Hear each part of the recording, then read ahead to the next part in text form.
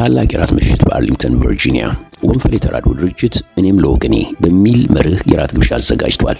ገቢውን በሺህ ለሚቆጠሩ ወላጅ አልባ ህጻናት፣ በሚሊዮን ለሚቆጠሩ ተፈናቃዮች፣ ለሰው ሰራሽ ረሃብና ርዛት ለተጋለጡት አዛውንትና ህጻናት፣ ከድሮን ጥቃትና ግልጽ ጭፍጨፋ ለተረፉት ወገኖቻችን እጅግ አፋጣኝ የሆነ የነፍስ አድን እርዳታ ማሰባሰቢያ ነው።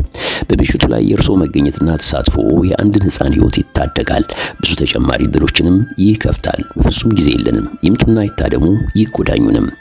ወንፈል ተራድኦ ከደብረ ብርሃን እስከ ወልቃይት ባለው መልክዓ ምድር ከ500 በላይ ወላጅ አልባና ተፈናቃይ ታዳጊ ህጻናት አሳዳጊ ቤተሰብን አግኝቶላቸዋል። ከ1000 በላይ የወሲብ ጥቃት ተፈጸመባቸውን ወረዶችና እናቶች የስነ ልቦናና አካላዊ ህክምና እንዲያገኙ ረድቷል። ከ300,000 ግለሰቦች በላይ የዕለት ተዕለት ተደጓሚዎችን ወዘተ የሚረዳ የግብረ ሰናይ ተቋም ነው።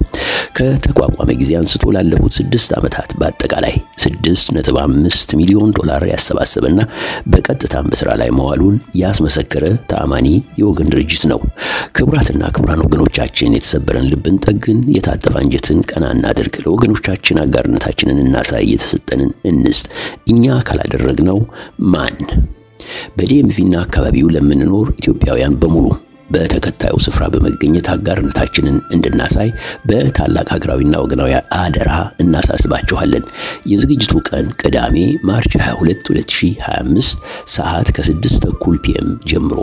ቦታ the Association of the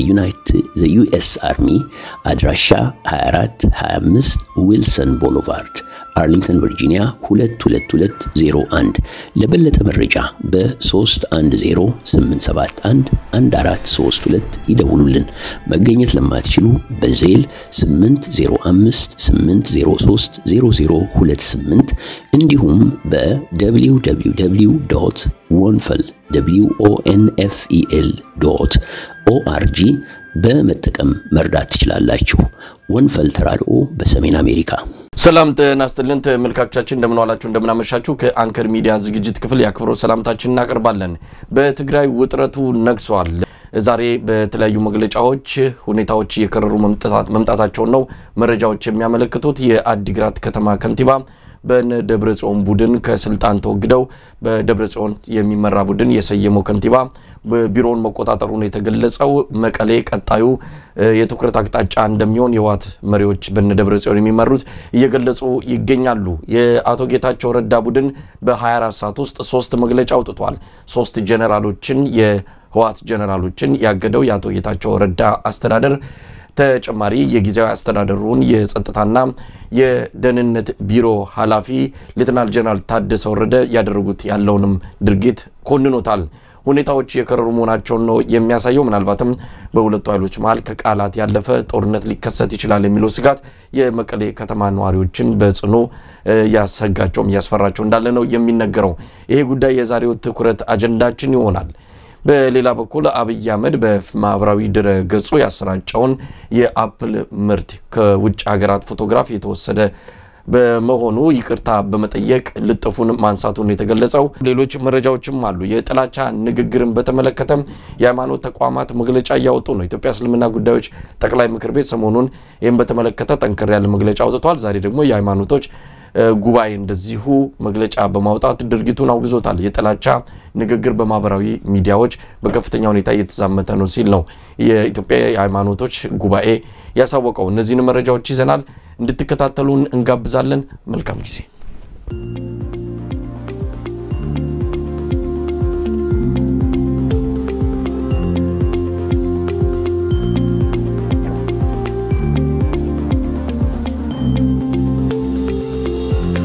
ገለታው ጤና ይስጥልን እንደምን አለ? ዛሬ ሳላስተዋውቅ ከማን ጋር እንደሆነ ሳላስተዋውቅ በቀጥታ ነው ወደ አንተ የመጣሁት። እንግዲህ ገለታው ዘለቀ ነው ዛሬ አብሮኝ የመረጃ ክፍለ ጊዜያችንን ከናንተ ጋር የሚቆየው። ጤና ይስጥልን ገለታው። እግዚአብሔር ይመስገን። እንደምን ዋልክ መሳይ? እንግዲህ ዛሬ ጠንከር ያሉ ርዕሶች ነው ያሉት። መቀሌ ያለው ሁኔታ እጅግ አሳሳቢ ሁኔታ ላይ ይገኛል። ምናልባትም በየትኛውም ሰዓት ጦርነት ሊከሰት ይችላል የሚለው ስጋት በብዙዎች ዘንድ እየተነሳ የሚገኝ ሆኗል። እንግዲህ ወደዛ ከማለፋችን በፊት ወደ የፋኖ የተመለከቱ መረጃዎችም አሉ። የደቡብ ወሎ ወረባቦ ወረዳ ዋና አስተዳዳሪ በፋኖ ኃይሎች በተሰነዘረ ጥቃት መገደላቸውን የአማራ ፋኖ በወሎ የላከልን መረጃ ያመለክታል። እንግዲህ አስተዳዳሪው የተገደሉት በዛሬው ዕለት መሆኑን ነው መረጃዎች የሚያመለክቱት። በተለያዩ የአማራ ክልል አካባቢዎች እንደዚሁ የህልውና ተጋድሎ ተጠናክሮ ቀጥሏል። በጎንደርና በጎጃምም እንደዚሁ በርካታ አካባቢዎችን የሸፈነ የህልውና ተጋድሎ ክስተቶች መኖራቸውን ነው መረጃዎች የሚያመለክቱት። ገለታው ከዚህ ከአማራ ክልሉ እንጀምር። አሁን በከፍተኛ ደረጃ ውጊያዎች እየተደረጉ ይገኛሉ። በአሁን ሰዓት እንደሚነገረው ከሆነ በአብዛኛው የሸዋ አካባቢ የፋኖ የበላይነት በቦታዎችን በመቆጣጠርም ሆነ በአውደ ውጊያዎች የፋኖ የበላይነት ነው የሚገኘው። ወደ ኦሮሚያ ክልል ድረስ በመዝለቅ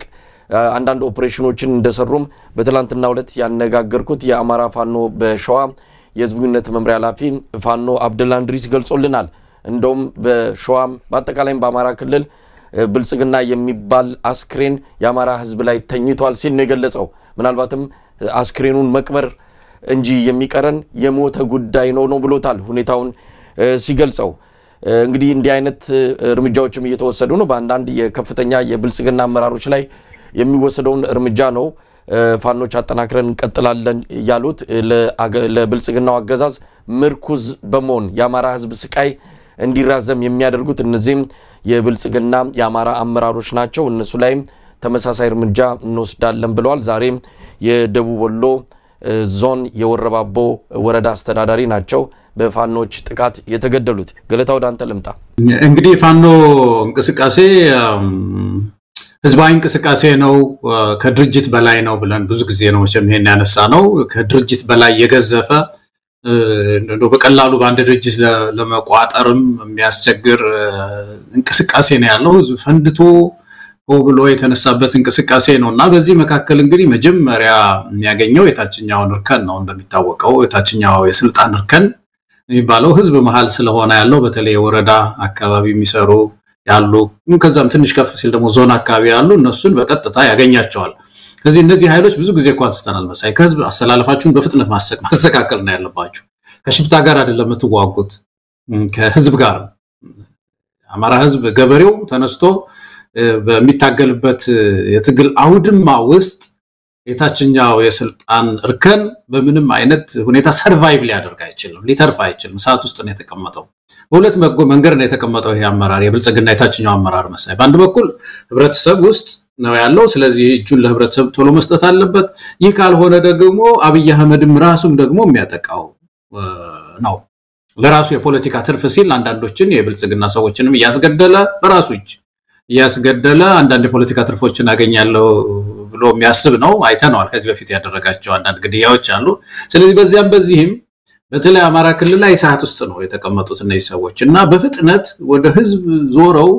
ራሳቸውን ማትረፍ ብቻ ሳይሆን ሀገርንም ማትረፍ መቻል አለባቸው መሳይ። ይሄን መረዳት በእነሱ ደም ላይ ነው እየተጫወተ ያለው አብይ አህመድ። ምን ግዳለው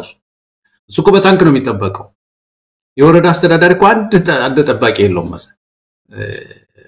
ስለዚህ እነሱ ራሳቸው አንደኛ ይሄን ሸፍት በማይ፣ ሁለተኛ የህዝብ ጥያቄ ነው ጥያቄው። ለህዝብ ቀረብ ያለ ሰው የህዝቡን ችግር ያያል እኮ። በየቀኑ ነው ከህብረተሰቡ ጋር የሚኖሩት ምን ያህል ረሃብ እንዳለ የህዝብ ያስነሳውን ብሶት ከዛ አብራክ የወጡ ልጆች ናቸው። ስለዚህ በፍጥነት ሰልፋቸውን በማስተካከል ፋኖ ነው መሆን ያለባቸው። ፋኖ ጠንካራ ፋኖ ታጋይ ሆነው መውጣት ያለባቸው ነው የሚመስለኝ። ያለበለዚያ አይተርፉም፣ አደጋ ነው፣ በጣም ሰዓት ነው። እና እንግዲህ የፋኖ ትግል ያው መቼም እንደዘገብከው መሳይ በተለይ ሸዋ አካባቢ የምንሰማው በጣም ተጠናክሯል። ይሄንን ወደፊት መግፋት ነው እንግዲህ መጠናከር ነው። ገለታው ምናልባት የወረዳ አመራሮች ላይ አንዳንድ ታች እርከን ላይ ያሉ የብልጽግና ሰዎች ላይ የሚወሰደውን እርምጃ በተወሰነ መልኩ እንደው ምቾት የሚነሳቸው አንዳንድ ሰዎችንም እናያለን። ይሄ የፋኖ ባህሪ አይደለም። ፋኖ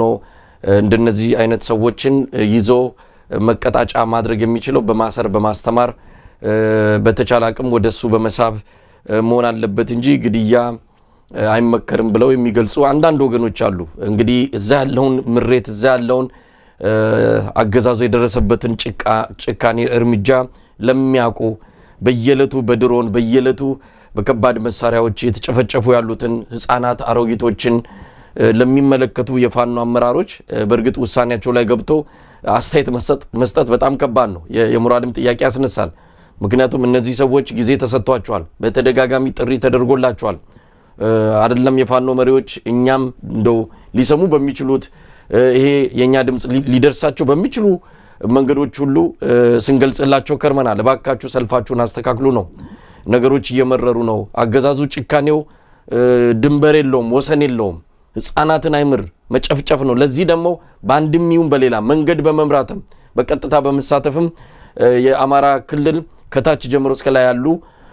መዋቅር ውስጥ የሚሰሩ አንድ ሰዎች ናቸው በነገራችን ላይ አብዛኞቹ መዋቅሩ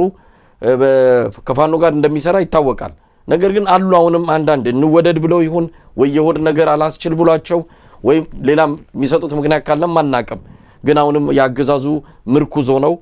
ኮርቻ ሆነው የቀሩ ሰዎች አሉ እነዚህ ላይ የሚወሰደውን እርምጃ በተመለከተ እንግዲህ ለፋኖ መሪዎች መተው ነው እዛ ገብተው አስተያየት በመስጠት የሽብር ተግባር ነው ያሉ የሚገልጹ ወገኖች አሉና እሱን በተመለከተ ምን ማለት ይቻላል እንግዲህ ሁለተኛ ጥያቄ አድርጌ ማቀርብልም አረጋ ከበደ በቅርቡ ነው እስከ ቀበሌ ድረስ የብልጽግናን መዋቅር መልሰና አደራጃለን ያለው የወረዳ አመራር በዚህ ደረጃ እየተገደለ አብዛኞቹ ወረዳዎች በፋኖ ቁጥጥር ስር ሆነው ከምንም በላይ ደግሞ አሁን ፋኖ አብደላ አንድሪስ እንዳለው ብልጽግና ሞቷል አስክሬን ነው አማራ ህዝብ ላይ የተኛ አስክሬን ማለት ነው እየተባለ እየተገለጸ አሁንም ዘራፍ ክልሉ በእጃችን ነው ይላል እንደው ተንሳፎ እንደዚህ አየር ላይ ተንጠልጥሎ እንዲህ አይነት ዲስኩር ማሰማት ምን ያህል ርቀት ይወስዳል የሚለውንም ለባጭሩ ብትመለከተው ይሄ መሳይ ከፍተኛ ባለስልጣናትም ይሁን እነዚህ መካከለኛ የታችኛውን ባለስልጣናት የፖለቲካ መሪዎች ማለት ነው የሥርዓቱ መሪዎች አደጋ ውስጥ መግባታቸው ይሄ ኮኔ ምንም ብዙ የሚያወያይ ነገር እንኳን አይመስለኝም መሳይ የሚታገሏቸው እኮ ናቸው እነዚህ ኃይሎች ጠመንጃን ስተው እኮ ዱር ቤት ያሉት እየታገሏቸው እኮ ነው ያሉት እነዚህም እኮ አስታጥቀው ያስመቷቸው እኮ ነው ያሉት የወረዳ በለው የቀበሌ ከፋኖ ጋር ያልሆነ ማለት ነው በዞን ይሁን በክልል ይሁን ያስታጠቀ ሄድና በዚህ በኩል ያለውን ምታ ብሎ ትዕዛዝ የሚሰጥ ኃይል ከሆነ ይሄ ምን አሁን ውይይት የሚያስፈልገው ነገር ይመስላል እነዚህ ሰዎች እኮ ሊበቀላቸው የሚችል ሌላ ኃይል አለ ይሄም መታሰብ አለበት ስለዚህ በየትኛው ሀገር ውስጥ እኮ እንደዚህ አይነት ትጥቅ ሲጀመር ዋና ሰዎች የሥርዓቱ መሪዎች ወታደሩን የሚያዙት ስንቅ የሚያቀብሉ ትጥቅ የሚያቀብሉ ሰዎች እኮ ለዚህ የተጋለጡ አንድ ግንባር ላይ ያሉ እኮ ናቸው ማለት እኮ ስለዚህ እነሱ ለምን እንደዚህ ይደረጋሉ የሚል ሂሳብ ከእንትን የጎደለው ትንሽ ራሽናል ያልሆነ የጦርነትን ህግ የጣሰ ይመስለኛልና ለዚህ እኮ ነው አስተካክሉ ምንለው መሳይ እንትናችሁን አስተካክሉ ወደ ረድፋችሁን ወደ ህዝብ ሄዱ አለበለዛ ትበላላችሁ ነው ይሄ የታወቀ ነው ወታደራዊ እንቅስቃሴ ውስጥ እንደነዚህ አይነት ከፍተኛ የፖለቲካ መሪዎች ተገኝተው ነው ፈልገው ነው እንደው ሊያስሯቸው ለማርኳቸው ዋናው መጥፎ ነገር ምንድነው በጦርነት ህግ ውስጥ ከተማረከ በኋላ አንድ ሰው እጁን ከሰጠ በኋላ ፋኖ ያንን ሰው ወታደራዊ እርምጃ የሚወስድበት ከሆነ ያ ከጦርነት ህግ ውጪ ነው ያስጠይቃል አንድ ሰው ከተማረከ በኋላ በምርኮ በአያያዝ ስነ ስርዓት ውስጥ ማለፍ መቻል አለበት ያንን ነው የምንቃወመው ከዛ ውጪ የሆነን ግን ኃይል ማስጠንቀቂያ ሊልኩ ይችላሉ ምርኮ ሊማርኩት ይችላሉ ሌላ ወታደራዊ እርምጃ ሊወስዱ ይችላሉና ይሄ በአለም ላይ ያለ ነውና የኢትዮጵያ ውስጥ እንደው ለብቻቸው እነሱ ሰባዊ መብት እነሱ ላይ ሊሰራ የሚችል ሌላው ላይ ላይሰራ የሚችል አድርጎ ማሰብ ይሄ ተገቢ አይመስለኝም አረጋ ከበደ ምን ይላል ብለህ ነው ከዚህ ሌላ መሳይ ሱቆ በቃ አሁን አንዳንድ ጊዜ እኮ ደግሞ ልማት ሁሉ ይላሉ ልማት በክልሉ በጣም ተሻለ ደረጃ ላይ ደርሷል ይላሉ አሁን በቅርብ ቀን የኮሙኒኬሽን ሚኒስትሩ ለገሰት ሁሉ ኢትዮጵያ ከመቼውም ጊዜ በላይ ሰላማዊ ተጠናከረ መጥቷል ብሎ ለጥፎ ነበር ዛ ፌስቡክ ላይ እና ምን ብለህ ተከራከረዋለህ እንደዚህ አይነቱና አሁን ሰው ምን ብለህ እንደምትከራከረው ይቸግራል መሳይ እና አረጋ ከበደም አሁን በክልሉ ውስጥ ሰላምና መረጋጋት እየመጣ ነው ያለው ቀበሌውን እንደገና መልሰን እናዋቅረዋለን ሲል ህዝብ እንደያዘ ሰው የህዝብ ልብ እንደማረከ ሰው በፖለቲካ እንዳሸነፈ ሰው ነው ይሄ ሰው በታንክ ተከቦ ይሄንን የሚለውና ዋጋቢስ ፍሬቢስ ትንታኔ ነው መሳይ ዝም ብሎ በውሎ ለማደር የሚደረግ የቴሌቪዥን ፍጆታ በዛ በአማራ ቴሌቪዥን ምን እንናገር አለን ነው እየተነፈስን ነው ብለን ምን እንናገር ይያሉ ነው እንጂ ውስጣቸው ያውቀዋል ለብቻቸው ተሰብስበው ይሄንን አይሉም መሳይ አረጋ ከበደ ካቢኔውን ሰብስቦ ሌሎች ጸጥታ ኃይሎችን ሰብስቦ ሲነጋገሩ ሁሉ ነገር ከቁጥጥራችን ስር ወጥቷል ነው የሚሉት በቴሌቪዥን ሲወጡ ደግሞ እንደዚህ ያሉ ህዝብን ይሸውዱታል ያታልሉታልና እኔ እንደዛ ነው ማመሳይ ገለታው እንግዲህ በኦሮሚያ ክልል በተመሳሳይ የኦሮሞ ነጻነት ሰራዊት በተለይ በኦሮሚያ ክልል ሰሜን ሸዋ ዞን የፖለቲካ አመራሮችን በተደጋጋሚ ነው ባለፉት 4 ወራት ብቻ 6 ከፍተኛ ባለስልጣናትን የዞን ባለስልጣናትን በርካታ የጸጥታ አመራሮችን በመቶዎች የሚቆጠሩ የጸረ ሽምቅ እንደዚሁም የተለያዩ የመንግስት ኃይሎችን የኦሮሞ ነጻነት ሰራዊት ገሏል በዚህ ወቅት ላይ ከሌላ ወገን እየተሰማ ያለው ምንድነው ባካችሁ የሚጠብቃችሁ ሞት ስለሆነ ወደ መንግስት አመራርነት አትሂዱ የሚል ከፍተኛ የሆነ ቀስቀሳ ወይም ደግሞ ዘመቻ ሲካሄድ ነበርም እንደዛ አይነት ነገር ነው አሁን የሚያስፈልገው ወደ መንግስት አትግቡ አሁን አዳዲስ ሹመኞች ምናልባት በእኚ ሰው አሁን የሚተኩ በወረባቦ ወረዳ አስተዳደር በሳቸው የሚተኩ ሰው ሊኖሩ ይችላሉ እኚ ሰው አሁንም የሚጫወቱት በሳት ነው ጠመንጃ እጆታው ላይ ቁጭ ብሎ መስራት ማለት ነው እንደዛ አይነት ህይወትን ለአደጋ ከሚሰጥ እንዲህ አይነት ኃላፊነት ራስን በማቀብ አንደኛ ራስን ተጠብቃለ በሌላ በኩል ደግሞ የፋኖን ትግል ታግዛለ ተነስታችሁኮ መሳሪያ አንስታችሁ ተዋጉም አልተባሉም ቢያንስ ራሳችሁን ከዚህ መንግስት በማግለል ትግሉን አግዙን የተባሉት ምርኩዛቱን ነው የተባሉትና እንዳልከውም ራሽናል አይደለም ተገቢ የሆነ ምክንያታዊ አይደለም በእነሱ ጫማ ውስጥ ሆነን ነው ማየት ያለብን እዛ በዱር በገደሉ ወገናቸውን የሉና አደጋውን ለመታደግ ከፍተኛ መስዋዕትነት የሞት ዋጋ ሁሉ እየከፈሉ ያሉ የፋኖ ኃይሎች የሚወስዱትን እርምጃ ለነሱ መተው ነው እነሱ በብዙ መንገድ አስመስክረዋል ምን ያህል ሰባዊነት የሚሰማቸው መሆኑን የማረኳቸውን ወታደሮች እንዴት በእንክብካቤ እንደሚይዙ እንዴት አድርገው ዓለምን ያስደነቀቀ ነው ብዙዎች ሄደው አይተው በጣም ነው የተገረሙት እንግዲህ ጠላት ተብሎ የሚመጣውን ኃይል ጭምር እንዴት አብልተው አጥጥተው ልብስ ቀይረው ገንዘብ ሰጥተው የትራንስፖርት መታወቂያ አውጥተውላቸው እንደሚልኩ በብዙ ጊዜ ምስክሮችንም ሰምተናል ስለዚህ ዛሬ ተነስቶ እንዲህ አይነት ጥላሸት ለመቀባት የሚደረግ ከዚህ ከግራ ከቀኝ የትም የሚያደርስ አይደለም ውሃም የሚያነሳ አይደለም ገለታው እንግዲህም ጉዳይ በዚሁ እናብቃና ወደ ተከታዩ ርዕስ እንሄዳለን ትግራይ እንገባለን ትልቁ አጀንዳችን ዛሬ የትግራይ ጉዳይ ይሆናል በ24 ሰዓት ውስጥ አቶ ጌታቸው ረዳ 3 መግለጫ ነው ያወጡት በትላንትና ዕለት የቲዲኤፍ የትግራይ ዲፌንስ ፎርስ ጀነራሎችን 3ቱን ማለት ነው ከአመራርነት ካላፊነት ማገዳቸውን ተከትሎ ነው ሲቀጣጠል የነበረው ፍጥጫ የከረረውና ምናልባትም አሁን የባሩድ ጢስ ሊጤስ የሚችልበት እድል ሰፊ ነው እየተባለ እየተነገረ ያለው እንግዲህ አቶ ጌታቸው ያንን እርምጃ ወሰዱ ወዲያውኑ ህወሓት መግለጫ አወጣ በመግለጫውም የጌታቸውን እርምጃ አልተቀበለውም ፈጽሞ የምንቀበለው አይደለም በማለት እንደውም ጌታቸው ረዳን የቀድሞ ፕሬዝዳንት እያለ ነው ህወሓት በመግለጫው የገለጸው ህወሓት ስንል እንግዲህ በዶክተር ደብረጽዮን ገብረ ሚካኤል የሚመራው ማለት ነው አሁን በይፋ ማለት በሚቻል መልኩ የቲዲኤፍ ኃይሎች ከነደብረጽዮን ጋር መሆናቸውን እያሳዩ ነው ያሉት ይሄን መግለጫም ተከትሎ እንግዲህ የጊዜያዊ አስተዳደሩ የጸጥታና የሰላም ቢሮ ኃላፊ ሆኑት ሌተናል ጀነራል ታደሰ ወረደ እንግዲህ የጌታቸው አለቃቸው ነው ለሳቸው በስልጣን እርከኑ ካየ ነው ነገር ግን እሳቸው መግለጫ ሲያወጡ ጌታቸውን በመንቀፍ ነው ያወጡት የወሰድከው እርምጃ ልክ አይደለም ብለው ነው ጊዜያዊ አስተዳደሩ በራሱ በጊዜያዊ አስተዳደሩ ውሳኔ በመቃወም መግለጫ ያወጣበት ሁኔታ ነው የተከሰተው እንግዲህ እንተከትሎ እንቅስቃሴዎች እየታዩ ነው መቀሌ አካባቢ እንደዚሁ የቲዲኤፍ ወታደሮች በጂፕ መኪና ሆነው በወታደራዊ መኪና ሆነው እንደታዩ ነው መረጃዎች የሚያመለክቱትም ዛሬ አቶ ጌታቸው ረዳ የድሮን የተወሰኑ ድሮኖች በመቀሌ ታይተዋል የሚል ነው ድሮኖቹ ምናልባትም ወደ ኤርትራ አቅጣጫ የሚል ነገር አንስቷል የምናልባት የመረጃ ክፍተት ይሆን ትክክል ልናቀው አልቻልንም ግን ድሮኖች በመቀሌ ሰማይ መታየታቸውን አቶ ጌታቸው መግለጻቸው ነው የሰማ ነው በትግርኛ ነው ቃለ መጠይቁን ወይም ደግሞ መግለጫውን የሰጡት እንግዲህ የህወሓት ሰዎች ደግሞ ወደ አዲግራት በማቅናት የአዲግራት ከተማ የጌታቸውን ተሿሚ በማንሳት የራሳቸውን ከንቲባ አስቀምጠዋል ይሄንን በኃይል ነው ያደረጉት ይሄ እርምጃቸው በተለያዩ ከተሞች እንደሚቀጥልም እየተነገረን ያለው ገለታው በጣም ከባድ ሁኔታ ውስጥ ነው የትግራይ ህዝብ የሚገኘው ሁኔታውን በተመለከተ ያነጋግርናቸው አንዳንድ የትግራይ አክቲቪስቶችም እንደዚህ ፖለቲካ ተንታኞችንም የትግራይ ህዝብ ከፍተኛ ጭንቀት ውስጥ እንዳለ ሌላ ዙር ጦርነት ያዣንበበ መሆኑን ካለፉት 6 ወራት ወዲህ በተለይ ፍጥጫ ፈንድቶ ከወጣ ጊዜ አንስቶ በጣም በርካታ በወር እስከ 30-40 ሺህ ሰው ከመቀሌና ከተለያዩ ከተሞች ወደ አጎራባች ኢትዮጵያ ክልሎች ብሎም ባህር ተሻግረው ወደ ተለያዩ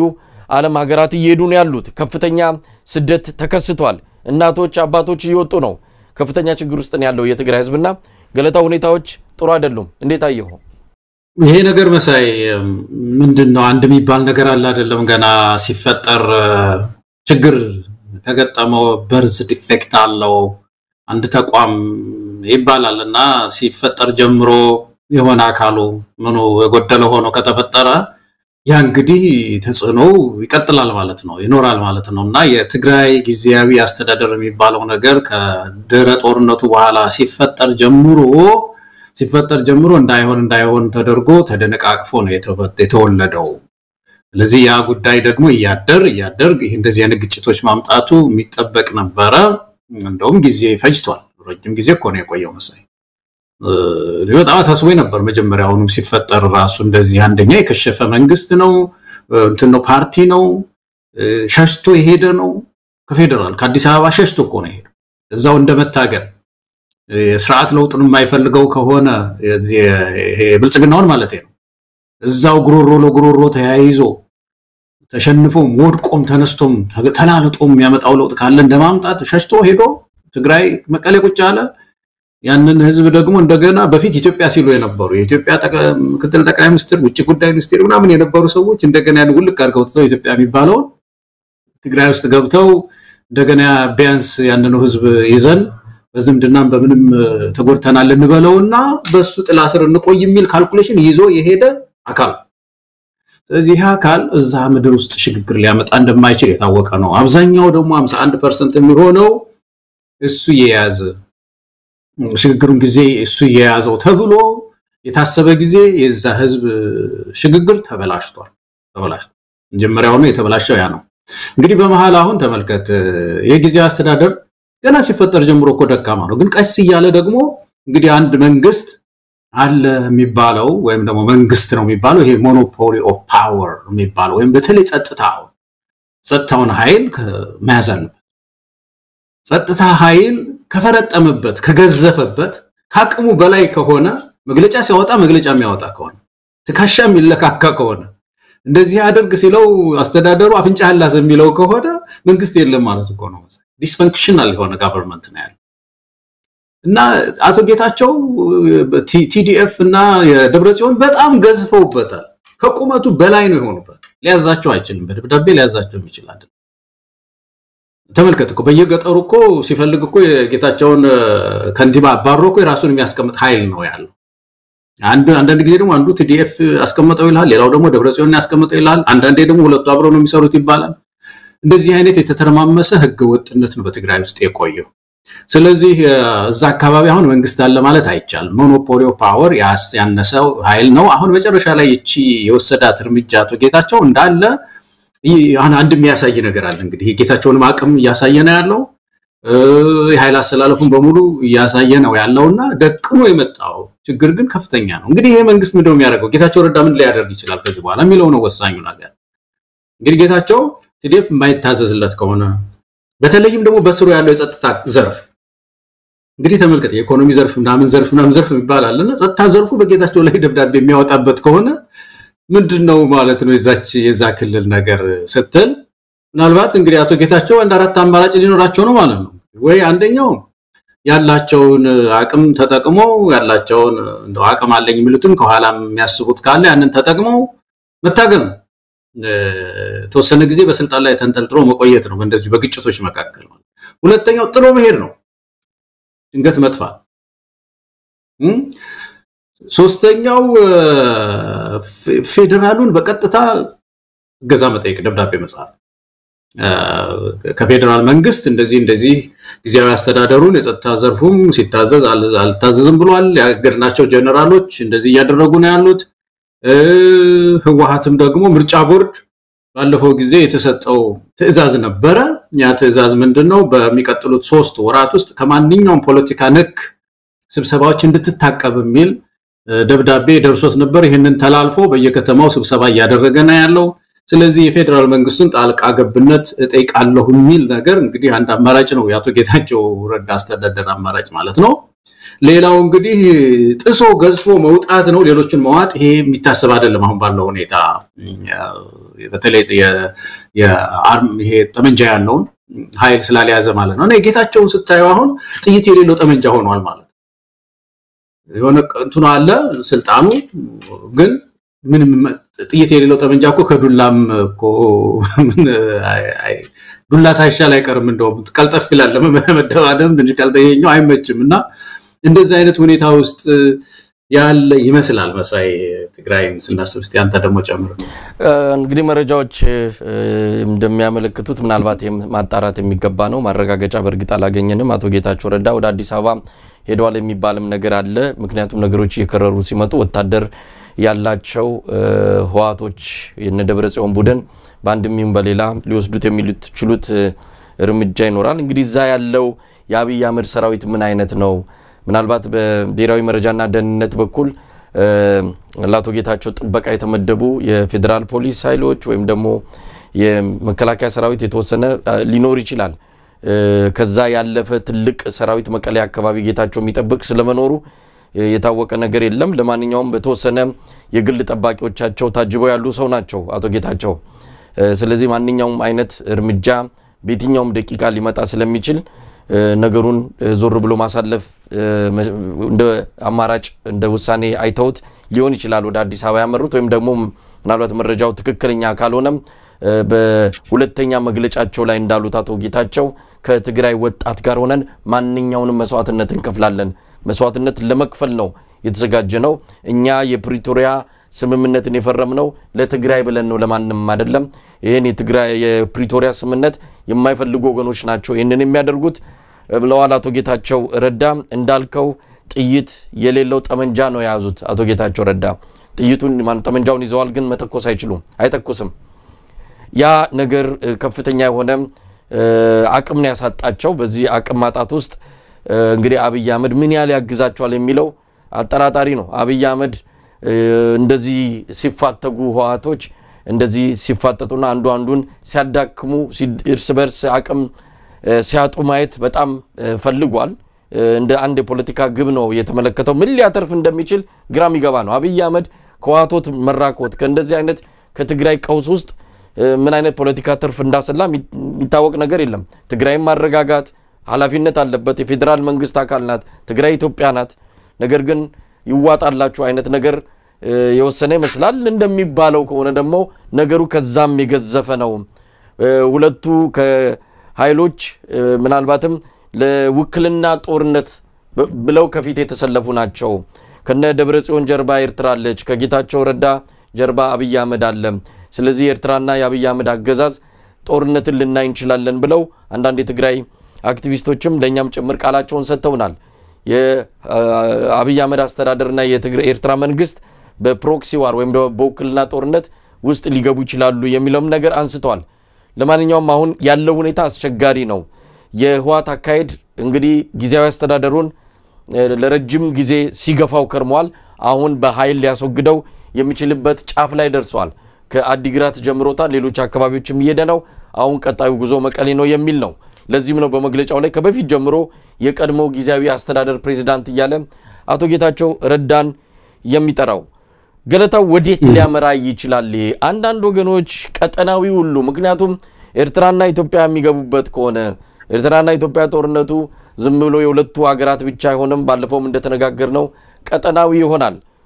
ቀጠናዊ ከሆነ ደግሞ ሌሎች ሀገራትም በዚህ በቀይ ባህርና በዚህ በወደብ አካባቢ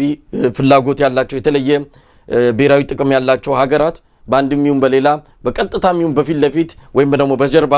መሳተፋቸው የማይቀር ነው ሰሞኑን ሳውዲ አረቢያ በአሰብ ወደብ ላይ ተጨማሪ ልማቶችና ተጨማሪ ስራዎችን ለመስራት ከኤርትራ መንግስት ጋር ተስማምታለች ስለዚህ በቀጥታ ከአሰብ ጋር የተገናኘ ሰፊ የሳውዲ አረቢያ ፍላጎት እንዳለ የሚያሳይ ነው ሌሎችም ሀገራት እንደዚሁ ፍላጎታቸው በሰፊው የሚታይበት ነው ስለዚህ በትግራይ ጀምሮ ዝም ብሎ ትግራይ ውስጥ የሚያበቃ ወይም ኢትዮጵያ ውስጥ የሚያበቃ አይሆንም ቀጣናው በለየለት ጦርነት ውስጥ ይገባል የሚል ምናልባትም ይሄ ምን ያህል ትንተናው መሬት የረገጠ ነው የሚለውን በደንብ ልናዩ እንችላለን እስቲ ገለታው ምን ይታያል አንተ እንግዲህ በዛ ደረጃ በተለይ ትግራይ ላይ አሁን የተነሳው በዚህ በጌታቸው ረዳ በደብረጽዮን አካባቢ ያለው ንትርክ ወደዛ ደረጃ ምን ያህል ተለጥጦ ይሄዳል የሚለውን ለማሰብ ትንሽ ቢከብደኝም ነገር ግን ቀላል ያልሆነ ግጭት ይኖራል በቤታችን ውስጥ ቀላል ያልሆነ ከዚህ ከህወሓት ጋር የተያዘው ማለት ነው ከሁሉ በላይ ግን የትግራይ ሰው በተለይ ትግራይ ወገኖች እንዲጠይቁ የሚያስፈልገው ነገር ህወሓት በተለይ በደብረጽዮን የሚመራው ህወሓት ምንድነው ጥያቄው ምንድነው በጌታቸው ላይ የሚያነሳው ጥያቄ ለምንድነው የምርጫ ማይጠይቀው ዲሞክራሲያዊ ምርጫ እሱን እንኳን አይደለም እኮ እሱን ዘወር ብሎ ያነሳው አሁን ጌታቸውን ከመታገል ምንድነው ይሄ ከንቲባ መሾ ማውረድ ሳይሆን ቶሎ ወደ ምርጫ እንግባ እስቲ ትግራይ ህዝብ ይምረጥና የራሱ መንግስት ያቋቁም ምናልባት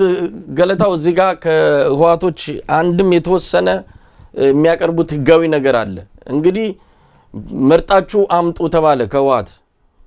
እንግዲህ 51% ህወሓት ይምራው የተባለ ጊዜያዊ አስተዳደር ነው ህወሓት ደግሞ ደብረጽዮንን ሲመርጥ አብይ እኔ ደብረጽዮንን አልፈልግም ጌታቸውን ነው መፈልገው አለ ስለዚህ አብይ በማይገባው ነገር ውስጥ ገብቷል እንዲህ አይነት ነገር የመምረጥ ስልጣን የማን ነው የፌደራል መንግስቱ ነው ወይስ የማን ነው በርግጥ እዚህ ላይ በደንብ ህጋዊ ነገሩ መፈተሽ ያስፈልጋል ግን አብይ እኔ የሚሻለኝ ጌታቸው ነው ያብይ ፍላጎት ነው የተንጸባረቀበት አብይ በዚህ ደረጃ ስልጣን ኖሮት አድርጎት ከሆነ ምናልባት ህወሓት ብዙ ምርቀት ሊሄድ አይችልም ግን ይሄን ሁሉ ያተራመሰው ደብረጽዮን ፕሬዝዳንት እንዲሆን ህወሓት ተስማምቶ ነገር ግን አብይ ያልፈልግም ብሎ ጌታቸውን ያስቀመጠለት ነው ነገሮች እየተወሳሰቡ የመጡት ከዛ በፊት ደግሞ የፕሪቶሪያው ስምምነትም እዚህ ጋር ላይ መጠቀስ አለበት ሰሞኑን እንደውም ደብረጽዮን በይፋ የፕሪቶሪያውን ስምምነት እያጣጣሉት ነው ትግራይን ተንበርካኪ ህወሓትን ተንበርካኪ ያደረገ ነው አቅም ያሳጣን ስምምነት ነው ይላል እሱ እንግዲህ ያኔ ተስማምተው ጌታቸውም እንዳለው ከሆነ እየተነጋገርን ወደን ሳይሆን ለትግራይ ህዝብ ስንል ያደረግነው ነው የሚለው ለማንኛውም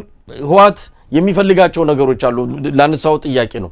የሚፈልጋቸው ነገሮች ፌደራል መንግስቱ አላግባብ ጣልቃ ገብቷል ነው ጣልቃ ገብተው ሁሉን ነገር እየዘወረው ያበላሸው ነው የሚል ነው እኛ ብንቆጣጠረው ትግራይን እናረጋጋለን ነው ሙስናውን እናስቀራለን ነው ይሄ ሁሉ የሚታየውን ትርምስ መልክና ሲዛለን ነው የሚሉት ምን ያህል ያደርጉታል አናውቅም የፕሪቶሪያው ስምምነት የትግራይ ጊዜያዊ አስተዳደር በሁለቱ በፌደራል መንግስትና በትግራይ በህወሓት መካከል መሰረት አልቆ ነው የሚለው ይሄን ተስማምተዋል በሁለቱ ስምምነት የሚመሰረት ነው እንግዲህ አፈጻጸሙ ዝርዝር አልተቀመጠም ስንት ፐርሰንት 51% ከሌሁን 49% ምናምን ይባል ነገር የለም ግን በሁለቱ ይሁንታ የጊዜያዊ መንግስት ይመሰረታል ነው አላማው የፕሪቶሪያው ስምምነት አላማ እኮ ኖርማላይዜሽንን ማምጣትና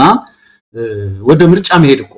የፖለቲካ ሶሉሽን ደግሞ ማስከተል ነው በጣም ኢምፖርታንቱ ነገር በራሱ ኤንድ አይደለም ፍጻሜ ያልነበረም የፕሪቶሪያው ስምምነት ሴሴሽን ኦፍ ሆስቲሊቲስ ነው የሚባለው ይሄ ምንድነው ግጭት ማቆምና አቁሞ ግን ዘላቂ መፍትሄ ወደ መፈለግ መራመድ ነው የፖለቲካ ሶሉሽን መፈለግ ነው ፖለቲካ ሶሉሽን ላይ አሁን ህወሓትና ብልጽግና ቁጭ ብሎ ተወያይተው አይተው ታውቃለህ ወደ ጦርነት ምን አስገባን ያብይ ግሩፕና ህወሓት ማለት ነው ለምንድነው ጦርነት ውስጥ የገባ ነው ብሎ ሁለቱ ሲመካከሩ ቋጣኝ የለም የፖለቲካ ሶሉሽን የሚባል ነገር የለም ባጠቃላይ ሁለቱም ስለደከሙ ብቻ ያችን የፕሪቶሪያ ስምምነት ላይ ተንጠልጥለው ቆዩ ግን አሁን ህወሓት አንድ ያነሳው ጥያቄ ትክክል እኮ ነው ባንዱ ምንድነው ያለው ሼር ውሰድ እንግዲህ ተመካክረን ይሄንን ምክር ቤቱን ጊዜያዊ ምክር ቤቱን ይቋቋም ሲባል ሼር እንግዲህ 50%ንም ይሁን ምንም ብቻ ፌደራል መንግስት ይግባ ሲባል መነሻ ላይ አብይ አህመድ ምን አለ የለምኛ ትተንላችኋል ተተናል ራሳችሁ እናንተ ጊዜያዊ አስተዳደሩን አቋቁሙ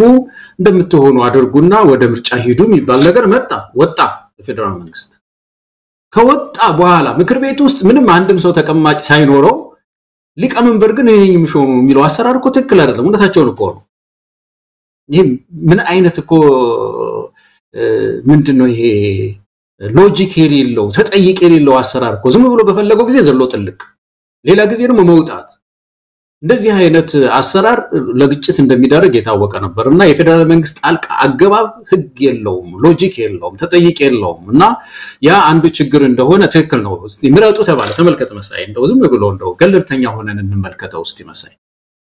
የትግራይ ጊዜያዊ አስተዳደር የሚባለው ተሰበሰቡ 51%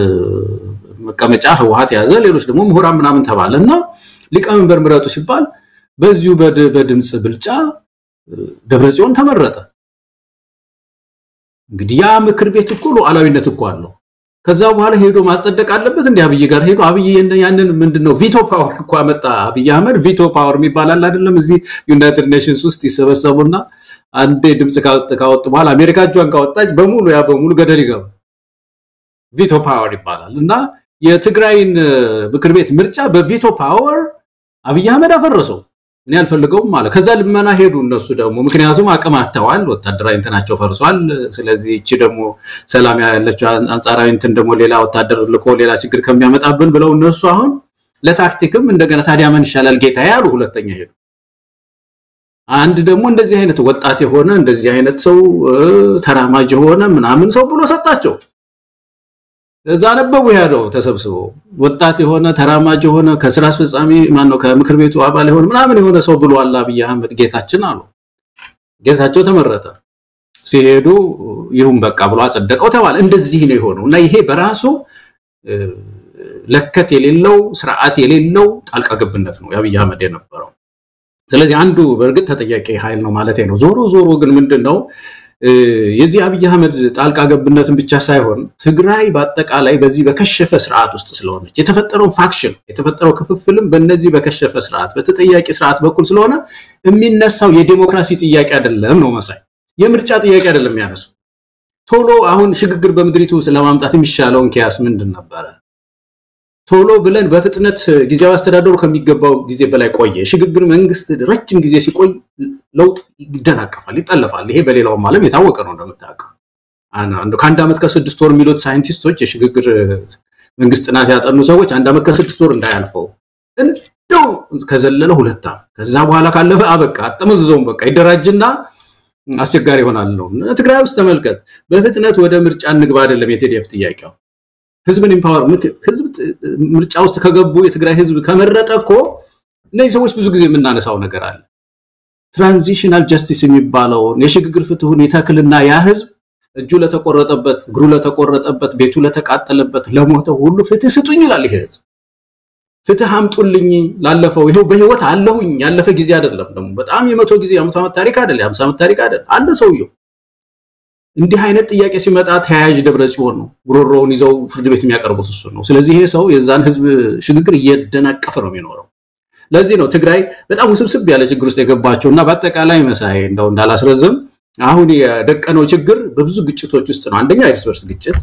በደብረጽዮን በጌታቸው በኩል ባለ ጌታቸውም ደግሞ ከፌደራል አካባቢ ሰዎች ይኖሩታል ግጭት እርስ በርስ ግጭት እንዳይኖር ከባዱ ስጋት እሱ ነው ሁለተኛው ደግሞ ምናልባት የደብረጽዮን ኃይል እንደ ሁሉንም ጠቅሎ አባሮ ጌታቸውንም አስወጥቶ የራሱን ሰው አስቀምጣለሁ ካለ ደግሞ በቀጥታ ወታደራዊ ኦፕሬሽን ሊነሳ ይችላል የፌደራል ማነው የትግራይ እንትን እዛው ጦርነት እንግዲህ ሌላ ጦርነት ደግሞ ሊመጣ ይችላል ማለት ነውና ህብረተሰቡ እንደው ኢትዮጵያን በሙሉ መከላከል አለበት ገለታው ምናልባት የህወሓትን ሰዎች ትክክለኛ ፍላጎት ምንድነው የሚፈልጉት ብለ ስትጠይቅ ምርጫ በትግራይ ክልል ውስጥ አይጠይቁም ምን እንደሚፈልጉ አይታወቁም የሚል ነው ምንድነው ለቅሶ ከፍየሏ በላይ ነው የሚባለው አይነት የሚያለቅሱት እንደው ትግራይ ውስጥ ስላለ ነገር አለ እነሱ ለምን ከ4 ኪሎ ተፈናቀልን ነው በተለይ ንግስናቸውን ካጡ በኋላ የደረሰባቸውን አጠቃላይ የሞራል አጠቃላይ ውርደትንም መቀበል መሸከም አልቻሉም በልኖ ያንንም ጦርነት ውስጥ የገቡት ሰሜን ዝንም የመቱት እንዴት ከዚህ ከንግስና ከዚህ ከወንበራችን ላይ እንዴት እንነሳለን ተመልሰን ወደ ስልጣኑ ካልመጣን ኢትዮጵያ ተበታተን ብለው ነው የሰሜን ዝን መቱት ጦርነቱ ተከፈተ በርግጥ አብይ በዛን ወቅት የህዝብ ድጋፍ አግኝቷል እኛም ጨምሮ ጦርነቱ በወቅቱ ህወሓት በብሪት ተነስቶ ያደረገው ስለሆነ ያንን ጦርነት የትግራይ ህዝብ ላይ የሚደረግን ሳይሆን ህወሓትን ለማዳከም ህወሓትን ለማጥፋት የሚደረገውን ጦርነት መደገፋችን የሚታወስ ነው አብይ አህመድ ግን ሁሉ ጊዜ ያው ምንድነው ያንድ ቀን ስለሆነ ሁሉ ጊዜ አገዛዙ ነገ ደግሞ ሌላ ጠላት ያፈራል ትላንት አብሯቸው የነበረውን አንስቶ ያፈርጣል እንዲህ ያለ ስለሚሄድ ሁሉንም ያጣውን ብቻውን የቀረበት ሁኔታ ነው ያለው ስለዚህ ዋቶች አሁን ተመልሰው ወደ አዲስ አበባ የሚመጡበት መንገድ ዝግ ነው እንግዲህ አብይ አህመድ ቢዳከም እንገባለን ብሎ አስበው ከሆነ አብይ አህመድ ቢዳከምም እንኳን አይገቡም ከዚህ በኋላ ህዋት የሚባለው ቡድን ወደ አዲስ አበባ መጥቶ የኢትዮጵያን መንበረ ስልጣን የመያዝ እድል የለውም የተዘጋ ነው የኢትዮጵያ ህዝብ አይኑ ያየ እንና አደርግም ባይሆን ያለውን ሁኔታ የትግራይ ህዝብ በተለይ ደግሞ ከምንም በላይ ልንጠነቀቅለት የሚገባ የደረሰበት ያለውን ጉዳት ዳግም ሌላ ጦርነት ውስጥ እንዳይገባ ከተፈለገ ግን የኢትዮጵያ ህዝብ ምን ሌላው ሊያግዘው የሚገባ ይሄ ህዋት የሚባለው ቡድን ነው ከዛ ውስጥ የሚወጣ የለውጥ ኃይል እንዳለ እንረዳለን እውነት ለመናገር የጌታቸው ቡድን አይደለም የጌታቸው ቡድን የብልጽግናን እግር ትግራይ ላይ ለመትከል የሚታገል ነው ከደብረ ጽዮን ሌላ ከጌታቸው ሌላ ምናልባት ቲዲኤፍ ውስጥም ሊሆን ይችላል ያሉ ኃይሎች አሉ አሁን የወጣቱ ድምጽ ወጣቱ እኮ ጦርነትን አልፈልግም ይያለ ነው በቃ መታስገድዱን ከሆነ አገር ጥለን እንሄዳለን ያለው ስለዚህ እነዚህ ድምጽ አሸናፊ ሆኖ በፖለቲካ ብቻ ሳይሆን በሌላ አደረጃጀትም ተጠናክሮ ቢወጣ የነዚህ ሰዎች ድምጽ እየቆሰሰ ይመጣል ይሄ ድምጽ እንዳይወጣ ነው ሁለቱም ኃይሎች ከዚህም ከግራ ከቀኝም እየተንገታገቱ ያሉት ገለታው ያ ድምጽ ትልቅ ድምጽ ነው ግን እንዳይወጣ ተፈልጓል ያ ድምጽ ካላሸነፈ በቀር ትግራይ ውስጥ ሰላም አይገኝም ደብረጽዮንም ቢያሸንፍ ጌታቸውንም ቢያሸንፍ ትግራይ ላይ ሰላም ሊገኝ የሚችለው ከዚህ በኋላ ትልቅ ለውጥ ሊመጣ የሚችለው ያ የወጣቱ ድምጽ ያ የሰላማዊ የትግራይ ህዝብ ድምጽ ጎልቶ ሲወጣና ወደ ፖለቲካ አደረጃጀት ሲቀየር ብቻ ነው ያ ነገር ይመጣል እንግዲህ አንዳንድ እንቅስቃሴዎች አሉ የሚሰሙ እንቅስቃሴዎች ባለፈውም ትንታግ ትውልድ የሚል በህቡ የሚንቀሳቀስ አንድ የወጣቶች ንቅናቄ ትግራይ ውስጥ ተፈጥሮ ነበር እግሩን እየከረከሙ እነጌታቸውም እነ ደብረጽዮንም ያን ቡድን ብዙም እንዳይራመድ ያረጉት እንዳለም ይሰማል እሱን በተቻለ አቅም እንዲጠናከር ማድረግ የትግራይ አክቲቪስቶች የትግራይ ልሂቃን በትግራይ ውስጥ ለውጥ እንዲመጣ የሚፈልግ ኃይል ይህንን ቡድን በተለይ ይሄ በህቡ የሚንቀሳቀሰውን ትንታግ ትውልድ የትግራይ ትንታግ ትውልድን ማጠናከር ነው የሚገባው እንጂ ከዛ ባለፈ እኔ ጤናማ ነገር ይኖራል ብዬም አላስብም ማንንም አሸናፊ የሌለበት የትግራይ ህዝብም በሌላ ዙር ጦርነት ዳግም ዋጋ ላይ ያስከፍል የሚችል እንቅስቃሴ ነው አሁን ገፍቶ እየመጣለው ምናልባት የማጠቃለያ ሐሳብ በዚህ ላይ ካለ እንደ ባልከው ላይ መሳይ ኢትዮጵያ ውስጥ ማን ነው ትግራይ ውስጥ አሁን 3 የኃይል ማዕከላት ናቸው እንግዲህ የሚታዩት ማለት ነው የቲዲኤፍ እንዳንድ ራሱ የኃይል ፓወር ሴንተር ነገር ነው ደጋፊ ቢሆንም ግን የራሱ ኤንቲቲ ያለው እዚህ ሰንሰለት አለው የደብረጽዮን አለ አንድ ማዕከል እና እንግዲህ ጌታቸው ማለ የራሱ ኃይል ማዕከል ማለት ነውና እነዚህ 3 በእነዚህ 3 የኃይል ማዕከላት ላይ ከነዚህ 3ቱ ታግሎ አንድ ኃይል ለማውጣት መሞከር የትግራይ ሽግግር ተስፋ እንዳይኖረው ያደርጋል ምንም ከነዚህ 3ቱ ውስጥ በጎ ፍሬ ጥሩ ፍሬ አይጠበቅም መጽሐፉ ምንድነው የሚለው መሳይ ከመራራ ምንጭ ጣፋጭ ውሃ አይጠበቅም በቃ የሚያፈልቀው መራራ ከሆነ 10 ጊዜ ብንቀዳው ሶስተኛ እስቲ ቀድተን እንደው አራተኛ እስቲ ደግሞ እንሞክረው ይያልን ስንቀዳ ስንጠጣው ብንል ያው መራራ ነው በቃ ምክንያቱም ስሩ መሰረቱ እንደዛ ስለሆነ የሚያመርተው እንደዛ ስለሆነ ስለዚህ እነዚህም የከሸፉ ናቸውና በእነዚህ ውስጥ አንድ ሌላ አራተኛ የኃይል ማዕከል መፈጠር አለበት ያልከው ፓወር ሴንተር ያስፈልጋል ያ ፓወር ሴንተር ደግሞ በፖለቲካ አሸናፊ የሆነ አንድ ኃይል ወቅቱን የዋጀ ፖለቲካ የያዘ ሞደርን ፖለቲክስ የያዘ ዘመናዊ ፖለቲካ ታጥቆ የተነሳ የወጣቱ ልብ የሚማርክ ንቅናቄ ትግራይ ውስጥ መፈጠር መቻል አለበት ሚዲያውን መቆጣጠር አለበት ባይታጠቅም መሳሪያ ባይኖረው ፖለቲካሊ ካሸነፈ አሸናፊ የሚሆነው እሱ ነው የሽግግር ጊዜውን የሚይዘው እሱ ነው ትግራይን ወደ ምርጫ የሚወስደው እሱ ነው አገሩንም የሚያተርፈው እሱ ነው ስለዚህ ሁላችንም ኢትዮጵያውያን መረዳዳትም ያለብን ይመስለኛል ህዋት መጀመሪያም ራሱ ስርዓቱን እኮ እንደ ሀገርም ሲተክለው እንደ ትግራይንም እንደ ትግራይ ሲተክል ስቴቶችን ሲፈጥር እኮ በጣም በሚያሳዝን ሁኔታ እኮ ነው የፈጠራቸው ያንቀሰላሰተ ሁሉ ጊዜ ከሚገርሙኝ ነገሮች አንዱ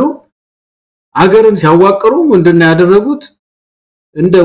መንደር ውል እኮ ነው ያደረጉት መንደር ውል አሁን የመንደር ውል ሲቋቋም ታውቀዋለህ መቼም መሳይ እኔ ምናምን አንድ አራት አምስት ጓደኞቻችን ሆነን አንድ ውልና አንድ ድርጅት እናቋቁም ብንል ኢትዮጵያ ውስጥ እኮ ውሉ ምን ይላል መሰለ በኢትዮጵያ ሕግ መሰረት የተቋቋመበት ቀን አቋቋሚዎች እነማን ናቸው ምናምን ካለ በኋላ ወደ መጨረሻ ላይ ውሉ የሚፈርስበት ዘዴ ነው የሚቀመጠው እንዴት እናፈርሰዋለን ውሉን ብለን የውሉን አፈራረስ እናስቀምጣለን በዚህ ሂሳብ እኮ ነው ሀገር ያዋቀሩት ነው ይሰው የኢትዮጵያ አፈራረስ ተብሎ እንደዚህ ያዋቀሩ ሰዎች ናቸው የትግራይ ኮንስቲቲዩሽንም እንደዛ ነው የሚለው በነገራችን ላይ ነኩናማ ምናምን ሁሉ ተገንጥለው መሄድ ይችላሉ ነው ስለዚህ ይሄ አሁን ያውዛ መሃል ላይ ሲያምስ የነበረ የማንነት እንትን ትግራይ ውስጥ ገብቶ እንደገና ያመሰ ነው ያለውና ይሄ ድርጅት አሁን ያልነው ነው መራራ ስር ያበቀለ ነውና ወጣቱ እንዳልከው ተደራጅቶ ከመጣ እንተባበር ሁላችን ኢትዮጵያውያን መተጋገዝ ይኖርብናል የትግራይ ወገኖቻችን ጋር እጅ መያዝ ያለብን ይመስለኛል ገለታው እንግዲህ ሁሉም ቤት እሳት አለ እንግዲህ ኢትዮጵያ አሁን ባለችበት ሁኔታ የትኛው ክልል ጤነኛ ሆኖ የትኛው ክልል ሰላምና መረጋጋት አግኝቶ ሌላውን ክልል ለማገዝ ይችላል የሚለው በርግጥ ትልቅ የጥያቄ ምልክት ሆኖ የሚነሳ ነው አሁን ሉጋም እኮ ችግር ነው ያለው በአንድም ይሁን በሌላ ኦሮሚያ ትልልቆቹ ክልሎች ኦሮሚያና አማራ ቀውጢ ነው ሁሉ ነገር እሳት ሆኗል በየቦታው የሚታየው ነገር የአብይ አህመድ አገዛዝ አቅም እንዳጣም መምራት እንዳልቻለ አቅመቢስነት በሰፊው የሚታየባቸው አካባቢዎች ሆናል በተለይ መንግስት ስለዚህ ለትግራይ ህዝብ ወጣቶች የሚደርሰው የትኛው ኢትዮጵያዊ ነው የሚለው በርግጥ አው ትንሽ ያሰጋል ቢሆንም ራሳቸውን የፖለቲካ ኃይል አድርጎ ከወጡ ሌሎች ኃይሎች አሉ እንደ ፋኖ ያለ ሌሎች አካባቢዎች የሚንቀሳቀሱ አሉ ከነሱ ጋር ጥምረት በመፍጠር አጠቃላይ ሀገራዊ ለውጥ ማምጣት የሚቻልበት እድል ሰፊ ነው ይሄንን ነው እንግዲህ መግለጽ የሚቻለው አንዳንድ ወገኖች ህወሓት በምንም ፎርም ቢመጣ ከዚህ በኋላም ለኢትዮጵያ የሚሆን አይደለምና ህወሓትን ወደ መሃል ለማምጣት የሚደረገውን እንቅስቃሴ እንቃወማለን የሚል ነገር ያነሳሉ አዎ ህወሓትን የሚባለው ይሄ በራሱ ቅርጽና ፎርም በእነዚህ ግለሰቦች የሚመራው ህወሓት ዳግም እድል ሊሰጠውም አይገባም ነገር ግን አንዳንድ ወታደራዊ እንትን ውስጥ ያሉ ለውጥን የሚፈልጉ ወጣቶች ያኔ ማንቁርታቸው ታንቆ ትግራይ ትእስር ተብሎ ተሰብከው የገቡ ወጣቶች አሉ ዋጋ የከፈሉ የሞቱ ያለፉም አሉ ከዛ የተረፉት አሁንም እዛው ሰራዊት ውስጥ ነው ያሉት እነሱ እንዲህ አይነት ነገር አይፈልጉም ለውጥ ይፈልጋሉ እንደነዚህ አይነት የለውጥ ኃይሎች እዛ ተደራጅተው መጣው ከሌሎች ኃይሎች ጋር ቢቀናጁ ለኢትዮጵያ መድኃኒት ነው ፈውስ ነው እንጂ ህወሓት የሚባል ኃይል ከነዚህ እንደውም ለውጥ ሳያመጣ እዛው የዛሬ 50 ዓመት እንደተቸነከረ ያለው ህወሓት ዳግም ወደ ኢትዮጵያ የስልጣን የፖለቲካ ስልጣን ይምጣ ማለት ይሄ በእውነት ዳግም ኢትዮጵያን ለማጣት ውሳኔ መወሰን ነው ትልቅ ሪፈረንደም ማለት ነው ኢትዮጵያ ላይ ለማንኛውም ገለታው ወደ ሌላው ርዕሰ ጉዳይ እንሂድ ዛሬ አብይ አህመድ ፌስቡክ እና የትዊተር ገጹ ላይ አንድ ነገር ተለጥፎ ነበር እንደተለመደው ኢትዮጵያ በአፕል ምርት ትልቅ ውጤት አስመዝግባለች የሚል በርከት ያሉ ፎቶግራፎች የተካተቱበት አንድ መረጃ አብይ አህመድ አውጥቶ ነበር ወዲያውኑ በፎቶግራፉ ከሌላ ሀገር የተወሰደ መሆኑን ያው ይሄንን ነገር እየተከታተሉ እግር በእግር የሚያጋልጡ ወገኖች አሉ ሲያጋልጡ ጊዜ ወዲያው አብይ አህመድም ወጣና በፌስቡኩ ይቅርታ ጠይቃለሁ ፎቶ በስተት ከክልሎች ሪፖርት በመንቀበልበት ጊዜ በዚህ ማለት የተፈጠረ ክፍተት ነው በሚል ስተቱን ወደ ክልሎች በማላከክ ፎቶግራፎቹን በማንሳት ይቅርታ ጠይቋል ይቅርታ መጠየቁ አንድ ነገር ነው ግን ምን ያህል ይሄ እንግዲህ ምናልባት ለምን ዛሬ ይሄንን ደፍረው ይቅርታ እንደጠየቁበት አላቀም ኢትዮጵያ እኮ ባለፉት 6 ዓመታት በጣም ዋሾ ቀጣፊ በሆነ ሰው ነው ስትመራ የቆየችው አሁንም ድረስ ለነዚህ ሁሉ ሸቶች መቼ ነው ይቅርታ የሚጠይቀው ይሄ አፕሉ አንድ ነገር ነው እስቲ ለማንኛውም ከዛሬው ክስተት እንነሳ ምን ነበር የተፈጠረው እኔ አስተማሪ ነገር የዚህ ፉድ ሴኩሪቲ ጉዳይ ነው የምግብ ዋስትና ጉዳይ ነው በትልቁ ያሳየኝ ትልቁ ስዕል እሱ ነው የሆነብኝ እነዚህ ሰዎች አንድ ፋሽን ያዙታል አብይ አህመድን ተከትለው ነው ሁሉ የሚያደርጉት ይመስለኝ የክልል መስተዳድር በሙሉ ነው እና እነዚህ ሚኒስትሮች በሙሉ እርሻ ይለጥፋሉ የስንዴ ማሳ የምግብ አይነት የአትክልትና ፍራፍሬ በቃቱም ብሎ ማሳ ይለጥፋሉና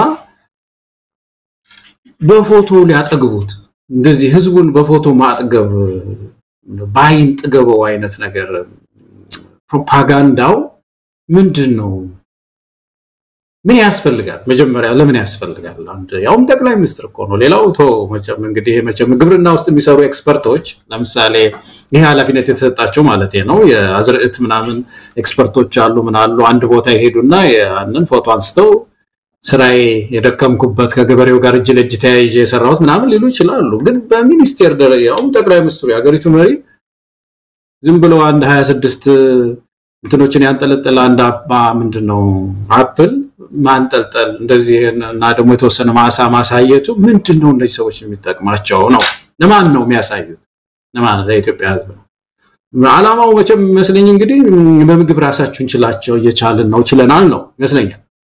እና ያ ከሆነ አንድ መሰረታዊ ጥያቄዎች እናንሳ ዘብልጽግና አካባቢ ያሉትን ሰዎች ቻሌንጅ የሚያደርግ ማለት እንግዲህ በምግብ ራስን መቻል ምንድነው መጀመሪያ በምግብ ኢትዮጵያ ራሷን ፎቶ በፎቶ ማጥገብ አይደለም አንድን ህዝብ ብሎ ፎቶ ያላው መለጠፍ አይደለም በምግብ ራስን መቻል ማለት ነው ይሄ ሳይንቲፊክ ነው ሁሉም ሀገራት ላይ የሚሰራ ነው የተጠና ነው አራት እንትሮች አሉት መሰረቶች አሉት በምግብ ራስን መቻል አምስትም ሊሆን ይችላል አምስት ይሆኑ እንደው አንደኛው ንጹህ ውሃ ነው መሰለኝ እንግዲህ ምግብ ሲባል አንዱ ምን መገበው ነገር ውሃ ነው እና የንጹህ መጠጥ ውሃ አገልግሎት ኢትዮጵያ በንጹህ ውሃ ስንት ፐርሰንቱ ነው ውሃ የሚያገኘው ስንት ፐርሰንት ህዝብ ቧንቧ ውሃ ያገኛል በጣም የሚያስገርም ነገር ወደ 58% የሚሆነው በአጠቃላይ በአገሪቱ ውስጥ የቧንቧ ውሃ ያገኛል አንዳንድ ቦታ ደግሞ ወደ ደቡብ አንዳንድ አካባቢዎች ከሄድን ወደ ገጠሩ አካባቢ ከሄድን እስከ 70 እስከ 80% ድረስ ህዝቡ ንጹህ ውሃ መጠጥ ያገኛል ይሄ አንድ ትልቅ ኤክስ ነው በብሔራዊ ደረጃ ግን ከግማሽ በላይ የሚሆነው የኢትዮጵያ ህዝብ ንጹህ መጠጥ ውሃ ያገኛል ምግብ ራስን መቻል እኮ ማለት ይሄ አንዱ መዘኛ ይሄ ነው ሁለተኛው የምግብ መኖር ነው ይሉታል availability of the food ይላሉና የምግቡ available ነው ወይ ምን ማለታቸው ነው ምርቱ አለ ወይ ገበያው ጠግቧል ወይ ማለት ነው ፎቶ ላይ ሳይሆን የኢትዮጵያ ህዝብ የሚያየው ገበያው ጠግቧል ወይ አለ ወይ ነው ማሳየት እኮ ያለበት አንድ መሪ በየገበያው ላይ እህል የሚያስፈልጉ ነገሮች ጠግበው ማሳየት ነው ጤፉ ገብሱ አለ ወይ የሚለው ነገር ነው እንግዲህ ምግብ ዋስትና የሚያሳይ ሶስተኛው መሳይ በጣም ኢምፖርታንቱ አክሰስ ይባላል ለመግዛት መቻል ማለት ነው አሁን እንግዲህ የህብረተሰቡ የመግዛት አቅም የሚያሳይ ነው ይሄ ለምሳሌ ስጋ በየቦታው ልታይ ትችላል ተንጠልጥሎ ግን ህዝቡ አክሰስ አለው ወይ ይገዛዋል የህብረተሰቡ የመግዛት አቅም ከጊዜ ወደ ጊዜ እየጨመረ መጥቷል በምግብ ራስን መቻል ማለት ይሄ ነው ወይስ እየሸሸ ሄደ ህዝቡ እየፈራ አልደፍረውም የሚል ወደሚል እጁን እየሰበሰበ ሄደ ቀደም ባለው ጊዜ ለበዓል አንድ ሰው ሄዶ በኪሱ ትንሽ ተወሰኑ ብር ይዞ በግ ተራ ሄዶ ነው በግ ጨበጨበጥ ያደረገ የተሻለውን ብር ለመግዛት የሚሞክረው ሰው ዛሬም የተሻለ ነው ወይስ ደግሞ ፈርቶ 1 ኪሎ ስጋ አንጠልጥሎ ይሄዳል የሚለው ነው ይሄ ነው አክሰስ ይጠጋል ወይ ሄዶ ይደፍራል ይገዛል የመግዛት አቅም አለው ወይ የሚለው ነው ይሄን እስቲ የኢትዮጵያ ህዝብ ይመዝነው በፎቶ ሳይሆን ፎቶ ላይ ምርት ተመርቷል እንደዚህ ተብሏል ሳይሆን ይገዛል ህዝቡ አፕል ይገዛል ህዝቡ ገበያ ሄዶ 1 ኪሎ ምናምን 2 ኪሎም ሊሆን ይችላል እንደው በሳምንት በ15 ቀን አንድ ጊዜ መግዛት ይችላል ወይ የሚል ነገር ነው ቀጣይ ይሄ ነው ሌላው ስቴቢሊቲ የሚሉት አላቸው ቀጣይነት ዋጋው ሳይዋዥቅ ይቆያሉ የተወሰነ ጊዜ የዳቦ ዋጋ ቁጭ ብሎ አለ ወይ ነው ወይስ እንደው ይጋልባል ልጓማቶ ይጋልባል ይሄ ነው ምግብ ዋጋ ማን ነው የምግብ ዋስትና የሚባለው ሌላው አጠቃቀም የሚለው ነው እና በአጠቃላይ አጠቃቀም ሲባል እንግዲህ ምርቶቻችንን ማከም በጎተራ ማስቀመጥ በተለያዩ አግሪካልቸራል ኢንዱስትሪ ውስጥ ማሳለፍ በቴብላችንም ላይ ደግሞ የተለያዩ ተመጣጣኝ ምግቦች መመገብ ካሎሪ የሚባለው እያንዳንዱ ዜጋን ማግኘትን ያጠቃልላልና ምግብ ራስ መቻል ይሄ ነው እንጂ ጠቅላይ ሚኒስትሩም የምክትሉ ደግሞ ማነው ለገሰ ማነው የምክትል ጠቅላይ ሚኒስትሩም ራሱ ዋና ስራው የቢሮ ስራው የስንዴ ማሳመለጥ ዋና ስራቸው የኮሙኒኬሽን ሚኒስትሩ ዋና ስራ የተለያዩ አዝርዕት አይነቶችን ማሳመለጥ ባይን አጣጥጉ ኢትዮጵያ ህዝብ ባይን አይደለም ይፈልጉ ገበያው እስቲ ይጥገብ ሰስተነብል ይሁን ያ ነው በምግብ ራስን መቻል እና የኔ ሰውየው እንትን ሳየው ከዚህ ከፎቶ ኪሳራው ባሻገር በተለይ ከምግብ ራስን ከመቻል አንፃር በዚህ ደረጃ የከሰረ ነው እንደው ሚለው ነው ገለታው ይሄን ጉዳይ ሁሉ ጊዜ የምናነሳው ነው ያው ምግብ ዋስትናን ማረጋገጥ በተመለከተ አብይ አህመድ በየመድረኩ ላይ የሚናገረው ነገር ነው የምግብ ዋስትና ማረጋገጥ ችለናል በምግብ ራሳችንን መቻል በምግብ ዋስትና ማረጋገጥ ሁለቱ ራሳቸው የተለያዩ ኮንሰፕቶች ናቸው እሱን ያደበላለቀም ቢሆን ሁሉ ጊዜ በመግለጫዎቹ በስብሰባዎች ላይ የሚያነሳው ነገር ነው እንግዲህ አንተኮ ግድለም ፎቶም በመለጠፍ የውነት ፎቶ እንኳን ለጥፎም ቢሆን እንኳን አንድ ነገር ነው የውነት ፎቶ አሁን ደግሞ አንተ ምትለውን ነገር እኮ የሚያሳዝን የሚያደርገው ደግሞ የለጠፈው ፎቶ ደግሞ የሌላ ሀገር ፎቶ ነው ያ የሚባለው ነገር የለም ማለት ነው አፕሉን ተመርቶ ምግብ ዋስትና ማረጋገጥ አለ ማረጋገጥ ጉዳይ አይደለም ተመርቷል ወይ አሁን እኮ የውጭ ፎቶ የለጠፈው ስለሌለ ነው ማለት ነው በነገራችን ላይ ይሄ ወዴት ይወስደናል ወደ ስንዴው ጉዳይ ይወስደናል ስንዴው ኤክስፖርት የታለ ስንዴው እንዳልከው ምክትል ጠቅላይ ሚኒስትሩም የኦሮሚያ ክልል ፕሬዝዳንቱ ሽመልስ አብዲሳ የክልል መስተዳድሮች በሙሉ ማሳ ነው በቃ ፌስቡካቸው ማሳ መስሏል የእርሻ ማሳ ስንዴ ነው የሚታየው እነሱንም ፎቶዎች እንግዲህ ይሄንን ቼክ የሚያደርጉ ከተለያየ ቦታ ወስደው ማረጋገጫ ፍተሻ የሚያደርጉ አካላት እነዚህንም ፎቶዎች ይፈትሿቸው ሽመልስ አብዲሳ በየለቱ አሁን የሽመልስ አብዲሳ ፌስቡክ ውስጥ ብትገባ ወይም ትዊተር ገጹ ላይ ብትገባ ሌላ ነገር አታይም የእርሻ ደብተር ነው የሚመስለው ማሳ ብቻ የማሳ ፎቶግራፎች አለ ወይ እሱ ስንዴ አሁን ጥያቄው እኮ የውሸትም ሊሆን ይችላል ስንዴው አለ ወይ አሁን የዓለም የገንዘብ ድርጅት IMF እህል ኤክስፖርት እናደርጋለን ስንዴ ኤክስፖርት እናደርጋለን ትላላችሁ እስቲ ማስረጃውን አምጡ ብሎ ብሔራዊ ባንክ ጠይቋል የለም አይን ፍጥጥ ሆኗል ምንም ነገር የለም ስንዴ ኤክስፖርት ካልተደረገ የኢትዮጵያ ህዝብ እየተራበ ከሆነ የት ነው ያለው ታዲያው ስንዴ ተነነ ብዙ ጥያቄ ታነሳለ ወይ ኤክስፖርት ሆኖ እንኳን ቢሆን አንድ ነገር ነው የኢትዮጵያ ህዝብ እየተራበ ኤክስፖርት ያደረገ እሱ ራሱ በራሱ ሌላ ጉዳይ ነው ግን ኤክስፖርትም አልተደረገም አላየንም ማስረጃው የለም ይያለ ነው የዓለም ባንክ ማነው የዓለም አቀፉ ገንዘብ ድርጅት ስለዚህ ናብይ የሚያወሩለት እንደ ስኬት የሚናገሩለት በየመድረኩ የሚያደነቁሩት እንኳን አይደለም ለኢትዮጵያ የአፍሪካ የዳቦ ቅርጫት እንሆናለን ይያሉ የሚናገሩለት ስንዴ የት ነው ያለው እሱን ያሳዩት እስቲ አፕሉ የለም ያው የውጭ ፎቶ ያሳዩን ነው ምናልባትም ስንዴ የሚያሳዩንም የውጭ ፎቶ ሊሆን ይችላል ከዚህ አንፃርም መታየት አለበት እንዲህ አይነቱ አገዛዝ ብዙ ሸቶችን ባለፉት 6 አመታት ሲዋሽን የከረመው በመጣ በማግስቱ ነው ነዳጅ ተገኝቷል ብሎ ኢትዮጵያ ህዝብ ከነገ ጀምሮ ነዳጅ እናውጣለን ያለው እንደዚህ አይነት ውሸቶችን ቆጥረን አንጨርስም የሰሞኑቹ የድሮን አምርተናል ጥይት ፋብሪካ ገንብተናል እነሱም በደንብ ቢፈተሹ አሁን ይዛ አካባቢ የሚሰሩ ሰዎችም መረጃዎችን ያወጡ ነው ድሮኑንም በተመለከተ ጥይቱንም በተመለከተ እንደዚህ አይነት ውሸቶች የኢትዮጵያ ህዝብ ቆጥሮ የሚጨርሰው አይደለም ለነዚህ አብይ አህመድ መቼ ነው ይቅርታ የሚጠይቀው ልክ ዛሬ ላፕሉ ይቅርታ እንደጠየቀው ለማለት ያል ነው ገለታው አንድ ምንድነው ይሄ መንግስት የከሰረ ስለከሰረ ይሄንን ፕራክቲካሊ ማለት ነው በተግባር የወደቀ መንግስት ስለሆነ እንደዚህ አይነት ማጭበርበሪያዎችን እንደሚጠቀም መዘንጋት የለብንም እንደ ኔሽን ስለተራበ ምድሪቱ ረሃብ ላይ ስለወደቀች የምግብ ዋስትና መሰረቶቻችን ስለተናጉ ይሄን ይለጥፋሉ መሰለኝ ጠግቧል ለማለት እኮ ነው ያልጠገበውን ህዝብ ጠግቧል ብሎ ይለጥፉበታል በእነሱ ቤት ይሄ ያግዛል ይሄ ያለውን ሪያሊቲ ሊሸፍን ይችላል የሚል ህፍረት መከናነ ምንድነው ይሄ መሸፈኛ ተናድርገውታል ፎቶ እንጂ በእውነት የሰራ ሰው እንደዚህ ያደርግም ነበር ገበያው ከጠገበ ፎቶ አይለጥፍም መሰለኝ ተግባሩ ስለሚናገር ምን መለጠፍ ያስፈልጋል እና አንድ ይሄን ሁለተኛው እነዚህ አፕሎች እኮ ከነዚህ አፕል አሁን እሱ ከለጠፋቸው አፕሎች የተሻለ እኮ ኢትዮጵያ ውስጥ ይገኛሉ እኮ ምን የትም ቦታ ቁጥራቸው አነስተኛ ናቸው እነዛን ፎቶ አንስቶ መለጠፍም ይቻል ነበርና ሰዎቹም ትንሽ እዛ አንደኛ ስራም ፈቷል ማለት እኮ ነው ሰውየው ዝም ብሎ ኢንተርኔት ውስጥ ገብቶ የአፕል ፎቶ ስጠኝ ያለ ጉግል ያረገ ጠይቆ የአፕል ፎቶ ሲሰጠው መለጠፉ ራሱ የሚያስገርም ነገር ነው በጣም ስራ ፈት እኮ እንደሆነ ነው የሚያሳየው አንዱ እነሱን ለቅሞ ነው ፖስት ያደረጋቸው ማለት እና አሁን ትውልድ ደግሞ በቀላሉ አይደለም ያንኑ ፎቶ ወስዶ ጉግል የት ነው ያለው ይልልሃል እና ሲለው ምን አለ አንዱ ቱኒዚያ ነው አለው አንዱስ ደግሞ ህንድ ሀገር ነው አንዱ ደግሞ ይሄኛው እዚህ ሀገር ያለ ፎቶ ነው ብሎ አሳያቸው ሰዎች ከዛ በኋላ ፈርቶ እንግዲህ አይ ተሳስተነ ይቅርታ ምናምን ነገር የሚል ለጥፏልና ምን ለማለት ፈልጌ ነው መሳይ ትልቁ መልእክት ለማስተላለፍ የሚፈልጉት እነዚህ ሰዎች ድርቁ እና ይሄ የምግብ ራሳችንን የመቻላችን ጉዳይ በየጊዜው ችግር ውስጥ እየገባ እንደሆነ እነሱም ስለሚያዩት ያንን ፍርሃት መሸፈኛ ሊሆነን ይችላል ብለው ፎቶ ልጠፋ ላይ ተጥደዋል እና ያ ነው የስንዴ ጉዳይ ኤክስፖርት ውሸት ነው ቶታሊ ውሸት ነው መሰለኝ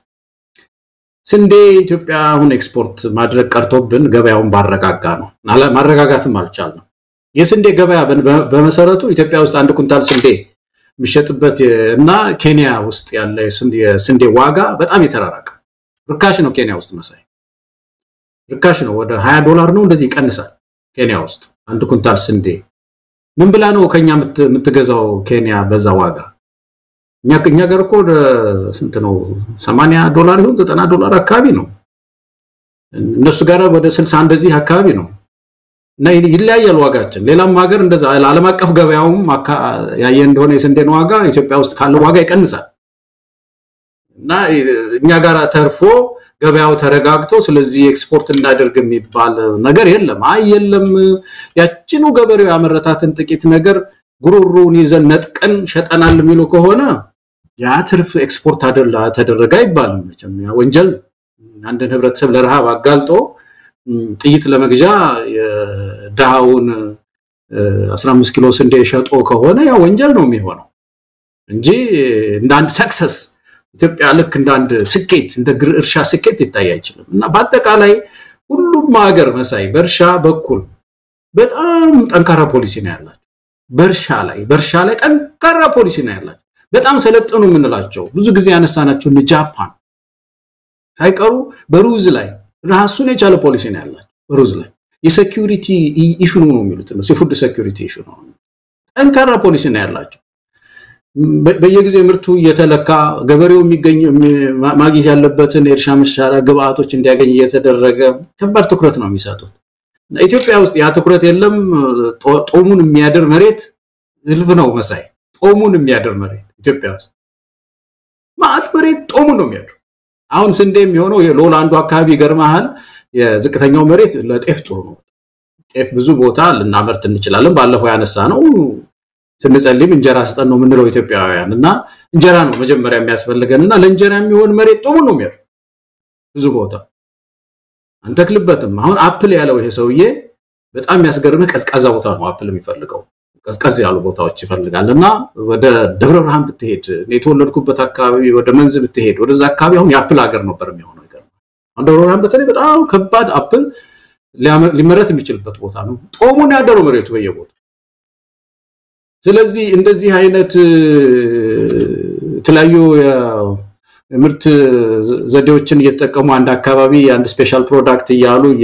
የለዩ ግብርናውን እንደማሳደግ መንግስት የተለያየ የውበት ፕሮጀክቶች ላይ ባለፈው ያልከው ተጣደ ስለሆነ ራሳችንን በምግብ ምንችልበት የለም ግን ዋናው ነገር እንደወደዛም እንዳልሄድብህ መሳይ ወደ ሌላ ቦታ እንዳልሄድብህ ይቺን ፌክ ፎቶ መለጠፉ ሰውየው እኔ በጣም አንድ ትልቁ ስዕል ቢሮ ተቀምጦ አንድ ጠቅላይ ሚኒስትር ዳውንሎድ ሲያደርግ ከጉግል ላይ በጣም ያስገርማል ሀገራችን ነገር ገለጻው በነገራችን ላይ ምንድነው ኢትዮጵያ ፕሬስ ድርጅት ይሁን የኢትዮጵያ ዜና አገልግሎት በድረገጹ ላይ ይሄንኑ ደግሞ ለማስተባበል መምጣታቸው ነው ምናልባት ይጣራልን ይመስላል ሁሉም ፎቶ ፌክ አይደለም የሆነ የተቀላቀሉ አሉ እንጂ ይሄ ያ መሬት ላይ ያለውን እውነት ሌላ ትኩረት እንዲሰጠው ወይም ደግሞ ትክክል አይደለም ተብሎ በሌላው በማህበረሰቡ ዘንድ እንዲታይ የሚያደርግ ነው ስለዚህ የተሰጠው መረጃ እውነተኛ መረጃው ነው አንዳንድ የተቀላቀሉ ፎቶዎች አሉ ብሎ የሆነ ማስተባበያ ይሁን ማስተካከያ ይሁን የማይታወቅ ነገር ደግሞ የኢትዮጵያ ዜና አገልግሎት ድረገጽ ላይ አንብቤያለሁ የሚገርም ነው ውሸት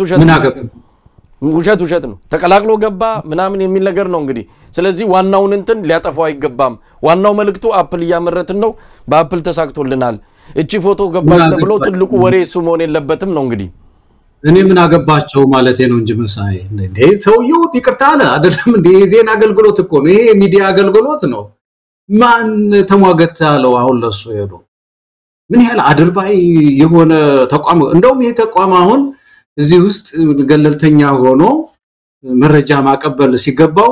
ምን ያህል ለመወደድ ተመልከተው እንግዲህ አሁን ይሄንን እንትን የሚለጥፈው አዛዡ ሰውዬ ይሄን ለጥፉ የሚለው ሰውዬ ምን ያህል ለመወደድ ለመሾም እንደሚፈልግ ነው ባለፈው አንድ ነገር ነግሬህ እንደሆነ አላቅም አንድ ሰው የነገረኝ እንደው ገለታው ከመሄድ በፊት ላምብብል ቀጥታ ኢትዮጵያ ፕሬስ ድርጅት ነው በቀጥታ ያለው ነው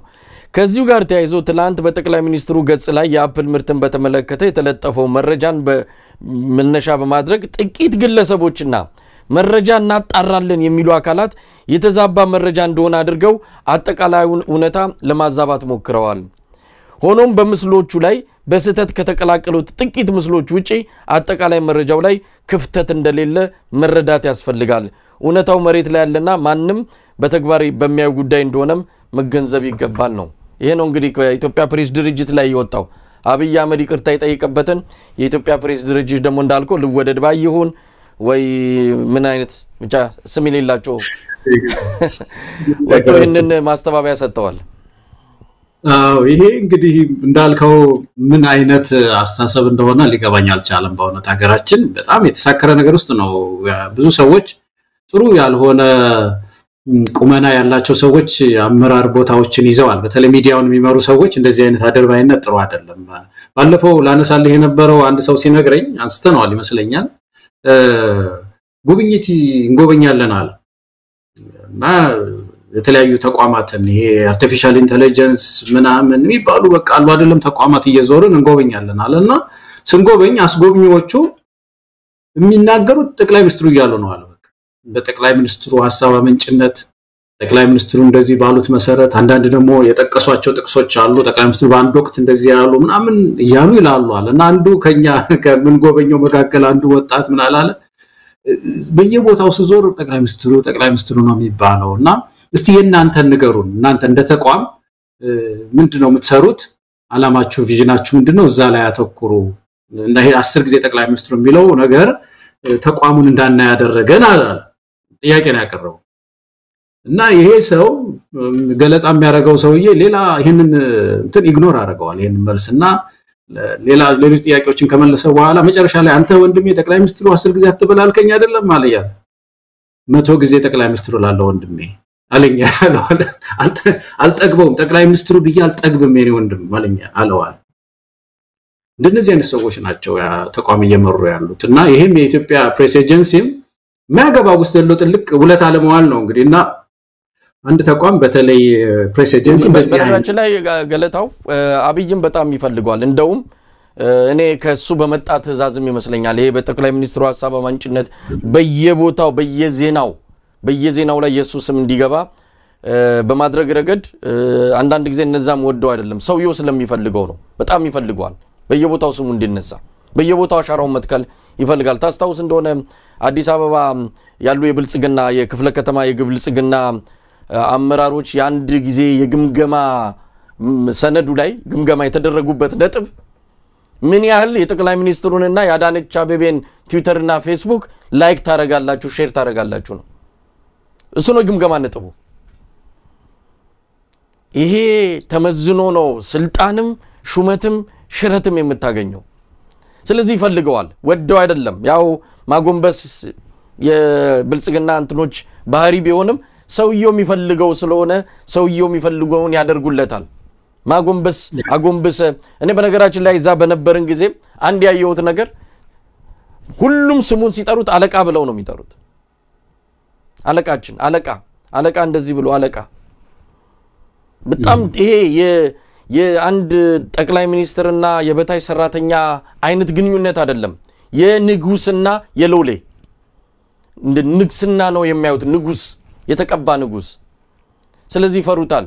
ሚኒስትሩ ይፈራዋል ሁሉም ነው የሚፈራው ሰውየው ደግሞ ይቀጣል በጣም በሚገርም ሁኔታ ይቀጣል ያሳድዳል ካሜራዎችን ቤት መኪና ላይ ብዙ ቦታ ነው የሚገጥመው እያንዳንዷን እንቅስቃሴ ይቆጣጣራል ስለዚህ አንዳንዴ ወደው አይደለም የሚናገር ባይኖርም እንኳን ይላሉ ይደርሷል ብለው ስለሚያስቡ ስለዚህ ወደው አይደለም አንዳንዴ በጣም ያሳዝናል በዛ ባልደራስ በነበርኩበት ጊዜ ብዙ ቢሮዎች ውስጥ በተለያየ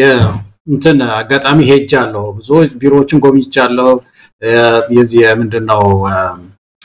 ወህኒ ቤት አዛዦች ቢሮ ገብቻለሁ በተለይ በእስክንድር ጉዳይ ለማውራት ተንጠልጥሎ ነው የምታየው የማይገባው ቤት የአብይ አህመድ እንትን ተንጠልጥሎ ታያለ አንድ ቢሮ ብቻ ነው ያላየሁት የአብይ አህመድን እንትን ፎቶ ዶክተር ዳንኤል ቢሮ ያላየሁት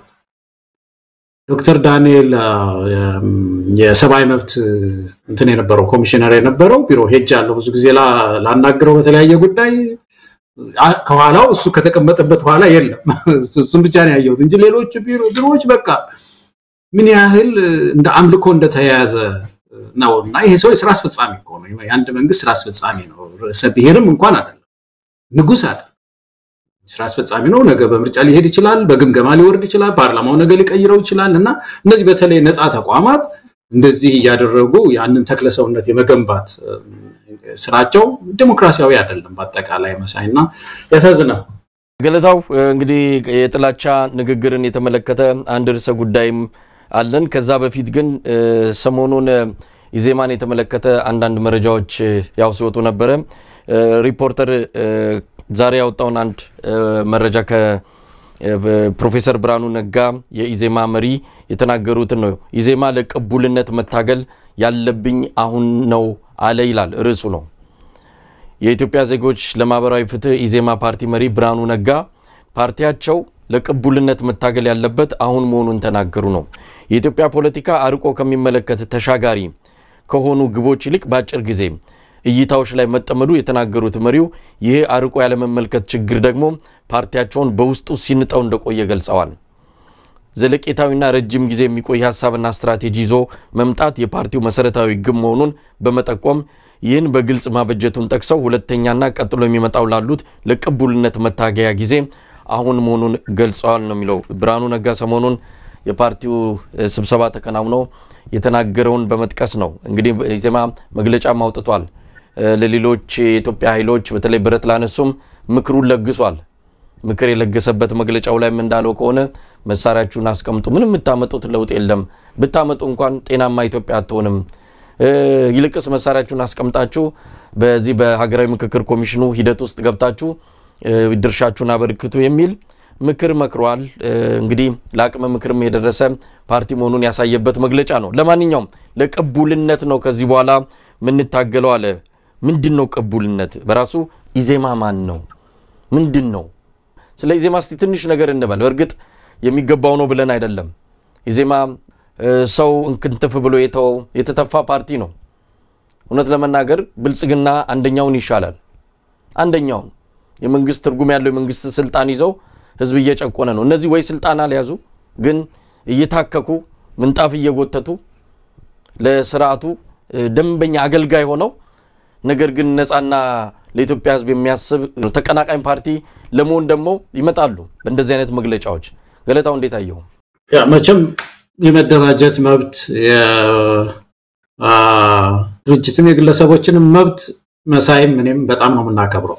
በእርግጠኝነት መብታቸው ማለት ነው አንድ ፓርቲ ተሰብስቦ መግለጫ ማውጣት ሐሳቡ መግለጽ መብቱ ነው እኛም መተቸት ደግሞ መብታችን ነው ምን ተችባቸውን የሰሉ አቅጣጫዎች ደግሞ ማሳየት ደግሞ ተገቢ ነው በተለይ ህብረተሰቡን ማንቃት ስላለብን ይመስለኛል ይሄ ሌጂቲሜሲ የሚባለው መቼም ቅቡልነት አይ ቲንክ ጥሩ ቃል ሳይሆን አይቀርም መሳይ ሌጂቲሜሲ ይባላል በሌላ ሀገር ኢንዲኬተርስ አሉት መለኪያዎች አሉት እና ያንዳንዱ ድርጅት ቅቡል ነኝ ወይ በህብረተሰቡ ውስጥ ቅቡል ነኝ ወይ በተለይ ፖለቲካ ድርጅት ቅቡልነቱ ወደቀ ማለት ነው መለኪያዎች አሉ እነዛ ላሻሽል ብሎ ማሰብ መቼም በራሱ መጥፎ አይደለም ተገቢ ነው ራስ መገምገም ግን እኔ የኢዜማ በጣም የሚያስገርመኝ ነገር መቼም አንድ ሪሰርች ሲሰራ እንደምታቀው በየትኛውም ደረጃ መቼም ትንሽ ጥናት ሪሰርች የሰሩ ሰዎች ያቁታል ስቴትመንት ኦፍ ዘ ፕሮብለም ይባላል ወይም ዴፊኒሽን ኦፍ ዘ ፕሮብለም ችግርን መተንተን ማለት ነው ስቴት ማድረግ ችግሩ ምንድነው ችግሩ የሚለውን ማጥናት ያስፈልጋል አሁን የእንደ ዶክተር ብርሃኑ የችግር ትንተና ህዋት ላይ ያለ ትንተና መቼም የሰላ ነው በጣም በሰብአዊ መብት ህዋትን ይከሱታል በአገር አለመረጋጋት ይከሱታል በመዓት ነገር መቼም አፈር ነው የሚያበሉት ብልጽግናን ላይ ያለው ኢዜማ ስቴትመንት ኦፍ ዘ ፕሮብለም ደግሞ ያስገርማል በጣም የሚያወጣቸው መግለጫዎች አንዳንድ ለስለስ ያሉ መግለጫዎች ስታይ ለምንድነው የሚፈሩት? ለምንድነው ችግሩን በደንብ የማይገልጹት? መቼም ችግሩን በደንብ ስቴት ማድረግ የዚህን ችግር ድክመት የዚህ መንግስት ድክመት የዚህን መንግስት የዲሞክራሲ ዴፊሲት ውልቅልቅ አድርገው ለማሳየት ሲደፍሩ አታይም። እና ይሄ ነው ህብረተሰቡ ያበሰለው መሳይ ኢዜማን ሌጂቲሜሲ ወይ ያሳጣው አንዱ ትልቁ ነገር የሀገሪቱን ችግር በልኩ አይገልጽም። ህወሓት ላይ ብቻ ጥላቻ በቃ ህወሓት ላይ ደንበኛ ጥላቻ አለው። ከመንግስት ጋር በጦርነቱም በምንም አብሮ የሚቆም ነው። እዛ ላይ ያለው ጥላቻ ልክ የለውም። ከልክም አለፍ ይላል፣ ከመንግስትም አለፍ ይላል። በዚህ በዲሞክራሲ ጉዳይ ላይ በህዝብን ኢምፓወር በማድረግ ጉዳይ ላይ አሁን የኢዜማ ትልቁ ትግል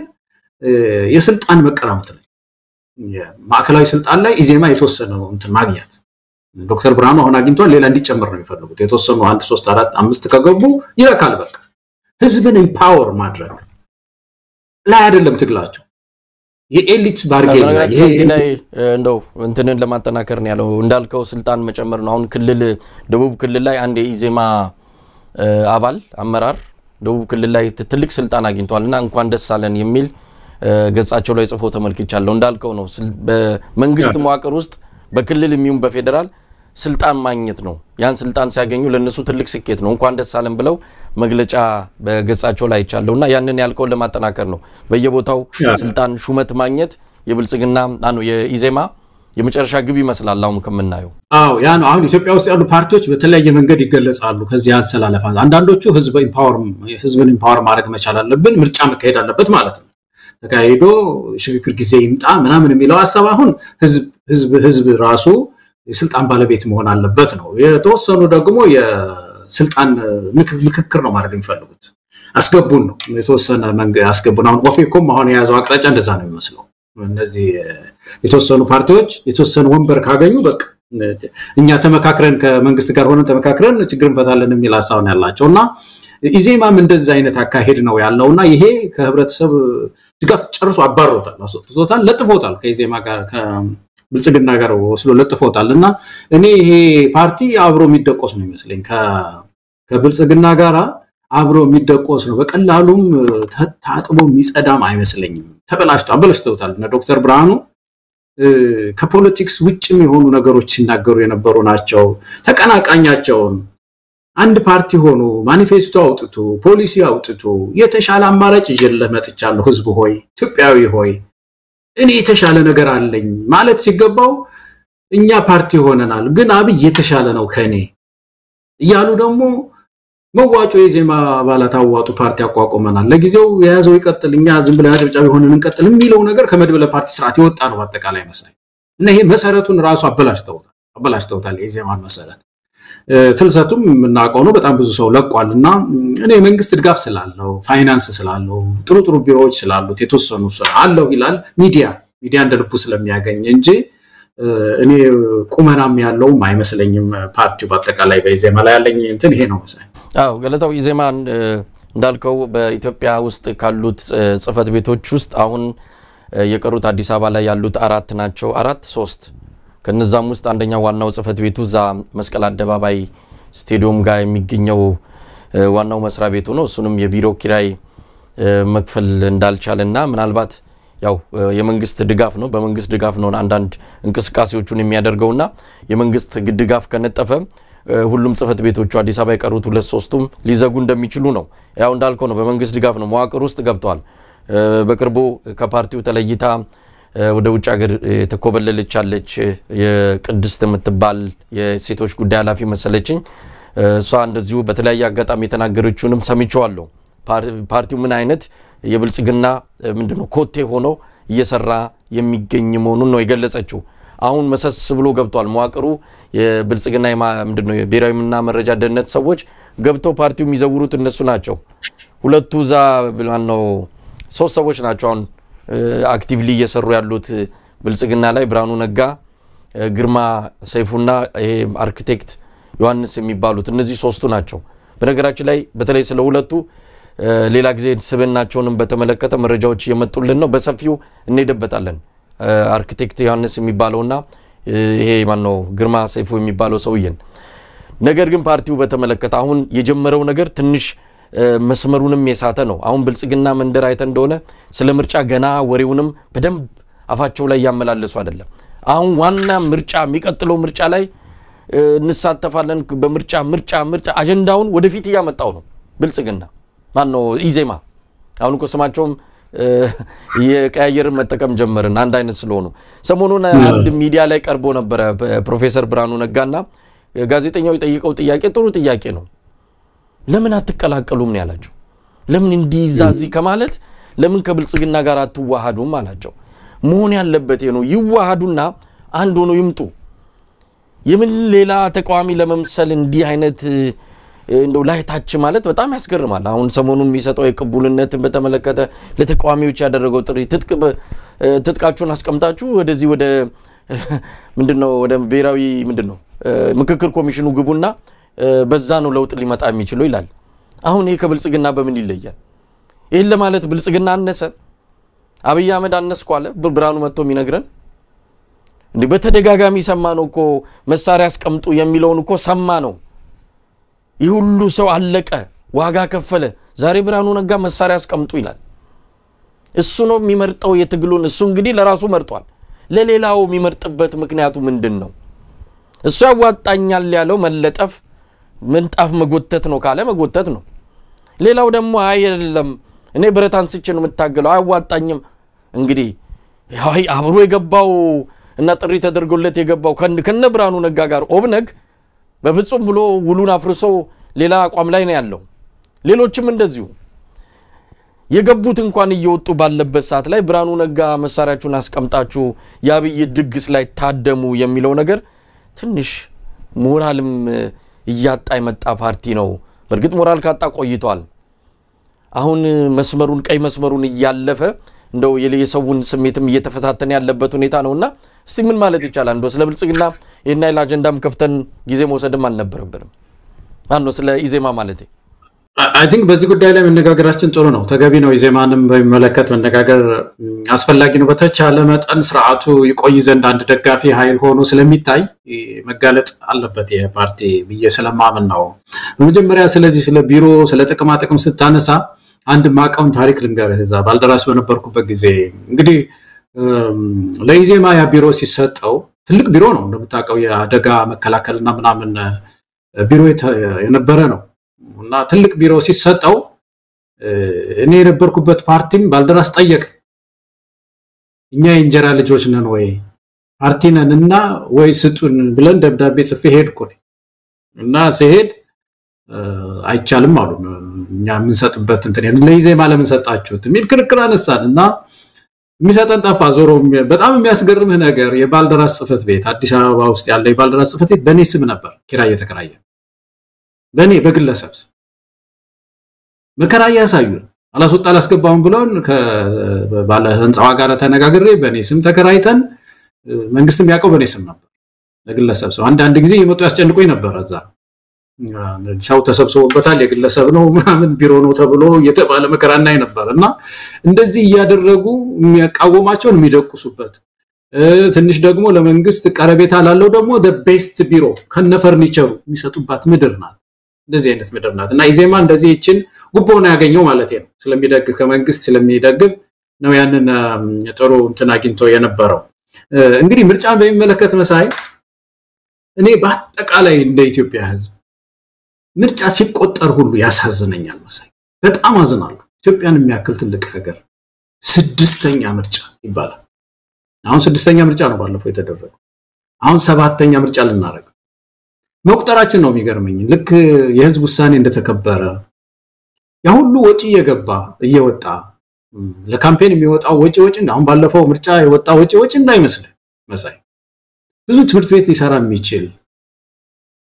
ብዙ ክሊኒክ ሊገነባ የሚችል ወጪ ያወጣን ህዝብ እናታልልበታል እንሸውድበታል ህዝብ ያንን ምዕራፍ እና እንቆጥርለታለን ስድስት ምርጫ አደረከ ኢትዮጵያ ህዝብ አሁን ወደ ሰባተኛ ምርጫ ሄድክ እንለዋለን እና ይሄ መቆም ነው ያለበት at some point መሳይ መታገል ነው ያለብን ሐቀኛ free and fair election የኢትዮጵያ ህዝብ የስልጣን ባለቤት የሚሆንበት በምርጫው የሚወስንበት ምዕራፍ መምጣት መቻል አለበትና አሁን የሚመጣ ምርጫ በተለይ በዚህ ሰዓት የኢትዮጵያን ህዝብ የስልጣን ባለቤት ሊያደርገው ይችላል ነው የምሳይተመልከት የትኛውስ ክልል ነው የሚመርጠው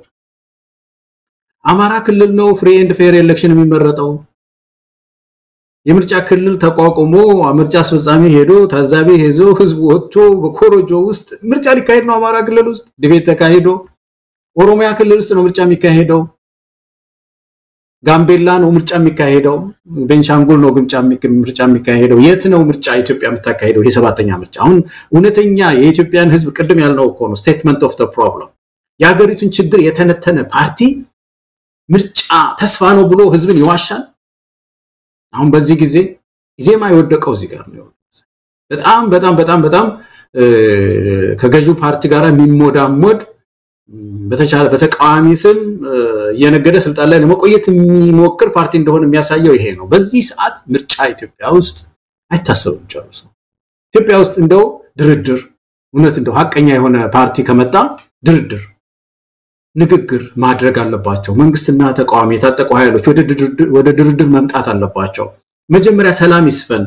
የፖለቲካ መረጋጋት ይምጣ ከዛ ወደ ምርጫ እንሄድ ነው የሚባለው እንጂ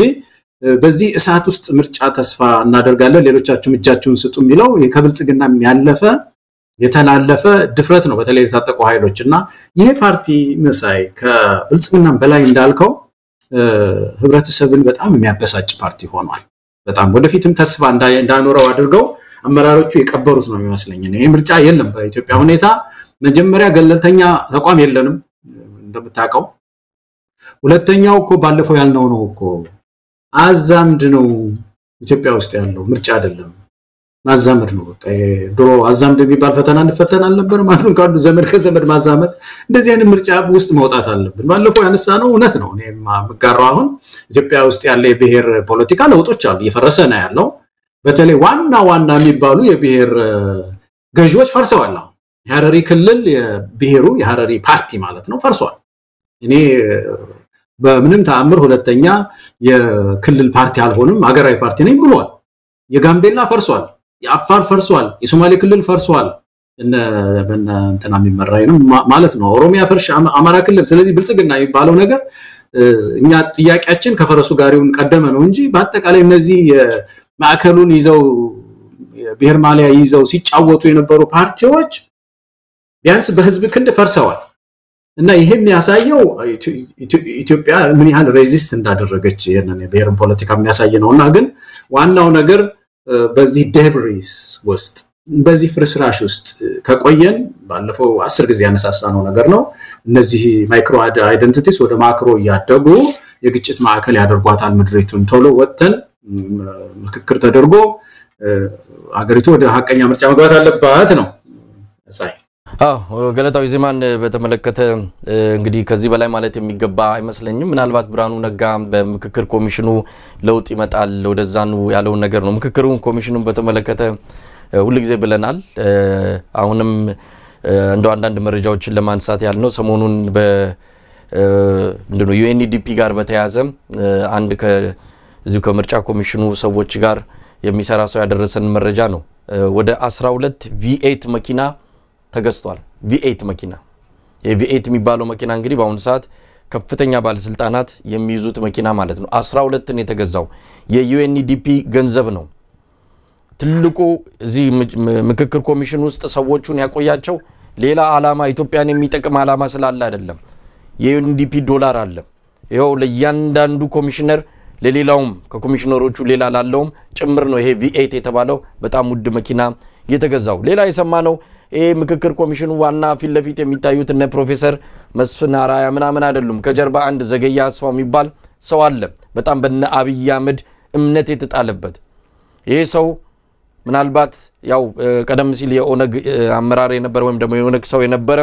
በወለጋ አካባቢ በብዙ ታሪኮች የሚታወቅ ነው ስለሱ ሰው ብዙ ዝርዝር ነገሮችን እየሰማን ነው ያለነው ኢትዮጵያ እያደማ ካለ አንድ አስተሳሰብ ጋር ሁሌ ስሙ የሚነሳ ሰው ነው ዘገያ አስፋው ይባላል አብይ አህመድ ፊት ለፊት እንዳይሆን ከጀርባ ሆኖ ይሄን ምክክር ኮሚሽን እንደፈለገ እንዲጠመዘዝ የሚያደርገው በዚህ ሰውዬ አማካኝነት ነው ይሄ ሰውዬ ነው ኮሚሽኑን ከጀርባ የሚነዳው ይሄን ሰውዬ ተመለከተ አንድ ዶክመንትም እየመጣልን ነው ዋናው ፈላጭ ቆራጭም ይኸው ዘገየ አስፋው የተባለ ነው እሱን በተመለከተ ወደፊት እንመጣበታለን ማንንም ከጀርባ ሆኖ ነገሮችን የኢትዮጵያን ህልውና አደጋ ላይ የሚጥል ነገሮችን ያደረገ አይዘልቃትም እናጋልጧለን ውጤት መጣም አልመጣም በግለሰብ የሚባውን ዋናው ነገር የሚመጣው ማስረጃ ትክክለኛ መሆኑን ማረጋገጥ ነው ሰው ያለ ግብሩና ያለ ቦታው እንዳይወቀስና እንዳይወነጀል ጥንቃቄ እናደርጋለን ከዛ ባለፈ ግን ሀገር በሚያጠፋ ስራ ላይ ከጀርባ ተሸሽጎ የሚደረግ ነገር እናጋልጣለን ስለዚህ የምክክር ኮሚሽኑ ዝም ብሎ ስብስብ ነው አሁን እንዳልኩ ገንዘብ ለመብላት አበላለው አበሉ በጣም በዶላር የሚከፈል ነው ያንን ለመቀራመት ነው ዶክተር መስፍን አራያም እዛ የሰነበቱት እንጂ ከዛ ባለፈ ለኢትዮጵያ የሚጠቅም አንዳች ነገር እንደሌለው ሁሌም እናነሳለን ዛሬ ብርሃኑ ነጋ ስለነገረን መሳሪያ አስቀምጠን አንገባም ማለት እንግዲህ መሳሪያ ስላነሱ ሰዎች ኦኬ የስናገር ነው መሳሪያን አስቀምጠው አይገቡም ብርሃኑ ነጋ ስላላቸው በተለይ አይገቡም ብርሃኑ ነጋ አለ ብለ የምታረገው ነገር የለም ስለዚህ ኢዜማ ያው ብልጽግና ተጠርጎ ከኢትዮጵያ ምድር ላይ ሲወገድ አብሮ የሚበን የሚጠፋ የሚወገድ ስብስብ መሆኑን ብቻ ነው እንደው በዚህ አጋጣሚ መግለጽ የሚያስፈልገው ገለታው እንግዲህ ስለ ጥላቻ ንግግር ሰሞኑን የተነሳውን አጀንዳ እሱ ላይ አጭር ነገር እንበልና ዝግጅታችን እናብቃ እንግዲህ ጥላቻ ንግግርን በተመለከተ ሰሞኑን አንድ ፎይ የሚባል በማህበራዊ ሚዲያ መጠሪያው አንድ ሰው በጣም አደገኛ የሆኑ ሃይማኖቶችን ነጥሎ ከፍተኛ የሆነ ስድብና ክብረነክ የሆኑ ነገሮችን ሲያስተላልፍ ሲያሰራጭ የነበረ ግለሰብን በተመለከተ ነው እንግዲህ ጉዳዩ የተነሳው በተለይም የኢትዮጵያ ኦርቶዶክስ ተዋሕዶን የክርስትና እምነትን በተመለከተ የሚያስተላልፋቸው መረጃዎች በእስልምና እምነት ተከታዮች ላይ ጥላቻ ሌላው እንዲኖረው የሚያደርግ የእስልምና ተቋማት ላይ በዚህ ግለሰብ የጥላቻ ስብከቶች የተነሳ ከፍተኛ የሆነ ተቃውሞ እየመጣ ይገኛል በሶሻል ሚዲያ ላይ ያንን ተከትሎ የኢትዮጵያ እስልምና ጉዳዮች ምክር ቤት መግለጫ አውጥቷል የጥላቻ ንግግርን በተመለከተ እርምጃ ወስዳለው በሚል አንዳንድ ነጥቦችን ያካለበትን መግለጫ አውጥቷል ዛሬ ደግሞ የኢትዮጵያ ሃይማኖቶች ጉባኤም እንደዚሁ መግለጫ አውጥቷል የጥላቻ ንግግርን በማውገዝ ግን ትክክል ነው ያወጡት ነገር በጣም የሚደገፍ ነው የጥላቻ ንግግር እያደረገ ያለው ልጅ ያ ግለሰብ ታድኖ እንዲያዝም አንዳንድ ሰዎች ጥሪ ያደረጉ ነው ያሉት ፖሊስ እየተከታተለው እንዳለም ሰምተናል ግለሰቡ ኢትዮጵያ ውስጥ ነው ያለው ኗሪነቱም አዲስ አበባ እንደሆነ የተገለጸው በሶሻል ሚዲያ ተደብቆ የሚያስተላልፈውን የጥላቻ ንግግር እንዲህ አይነት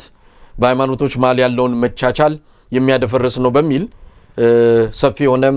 የህዝብ ተቃውሞና ድምጽ እየተሰማን ያለው እነዚህ የእስልምና ተቋማትና ምንድነው የኢትዮጵያ ሃይማኖቶች ጉባኤም ያወጡት መግለጫ ወቅታዊ ነውና ሊደገፍ ይገባዋል ግን ሌሎች ስራዎቻቸውን ለዛሬ እንተውና በዚህ በጥላቻ ንግግር ላይ ያዙትን አቋም ግን የሚደገፍ መሆኑን ለማንሳት ያልነው ገለታው ይሄ ነገር ትኩረት ሊሰጠው ይገባል የጥላቻ ንግግር ኢትዮጵያ ውስጥ ከፍተኛ አደጋ እየፈጠረ ነው ያለውና ከዚህ አንፃር ምን ማለት ይቻላል አመሰግናለሁ መሳይ ምናልባት በዚህ በምክክር ኮሚሽኑ ላይ ጥቂት ነገር ልናገር እንደምንደርደሪያ ምናልባት ጊዜ ከሰጠኸኝ ይሄ ምክክር ኮሚሽን ስሙን እንደው በተለይ ለፖለቲካ ፓርቲዎች ብዬ ነው ይሄንን ድሬ ፈለኩት ፖለቲካ ፓርቲዎች የምክክር ኮሚሽን ብላችሁም አትጥሩት አማካሪ ኮሚሽን ነው አድቫይዘሪ ኮሚሽን ነው ምክንያቱም እንደዛ ነው የተቀመጠው ማቋቋሚያ አዋጁ መንግስትን ለማማከር አጀንዳ ሰብስቡ አጀንዳ በሰበሰባችሁት ላይ አትመካከሩ ምን አካሄድ ይሄ እኮ በዘንግ በዱላኮ መታስቆመው ነገር እኮ ነው መሰለኝ ህዝብ እኮ ኢምፓወርመንት እኮ ህዝብን ኢምፓወርመንት እኮ የተጻረረ እኮ አካሄድ እኮ ጥያቄን ብቻ አንተ አጀንዳ ብቻ አንተ እየሰበሰብኩልህ ነው የሚነጋገር ሰው ዘገረዘገጅ ይችላል እያለ እኮ ነው ያለው ይሄን አካሄድ ስበሩት ስለዚህ አማካሪ ኮሚሽን ነው እነዚህ አጀንዳ አቅርቡ ብቻ በቃ አጀንዳና አቅርቡ ለመንግስት የሚል አካሄድ የኢትዮጵያ ምክክር በዚህ የሚደፈር አይደለም ሰፋፊ ጉዳዮች ናቸው ያሉት ህዝቡም ኤሊቱም መነጋገር ነው ያለበት ከኤሊቱ ጋር የተጋጨ ነው ስለዚህ በዚህ አግባብ እኔ ተቃውሞት ነው ብለው ሌላው እንግዲህ የዚህ ሃይማኖት የጥላቻ ንግግር ጉዳይ ወንጀል እኮ ነው በምድሪቱ ህግ ውስጥ ወንጀል እኮ ነው እነዚህ ፓርቲዎች እኮ መግለጫ ማን ነው እነዚህ ሃይማኖት ተቋማት እኮ መግለጫ ማውጣት አይገባቸውም ነው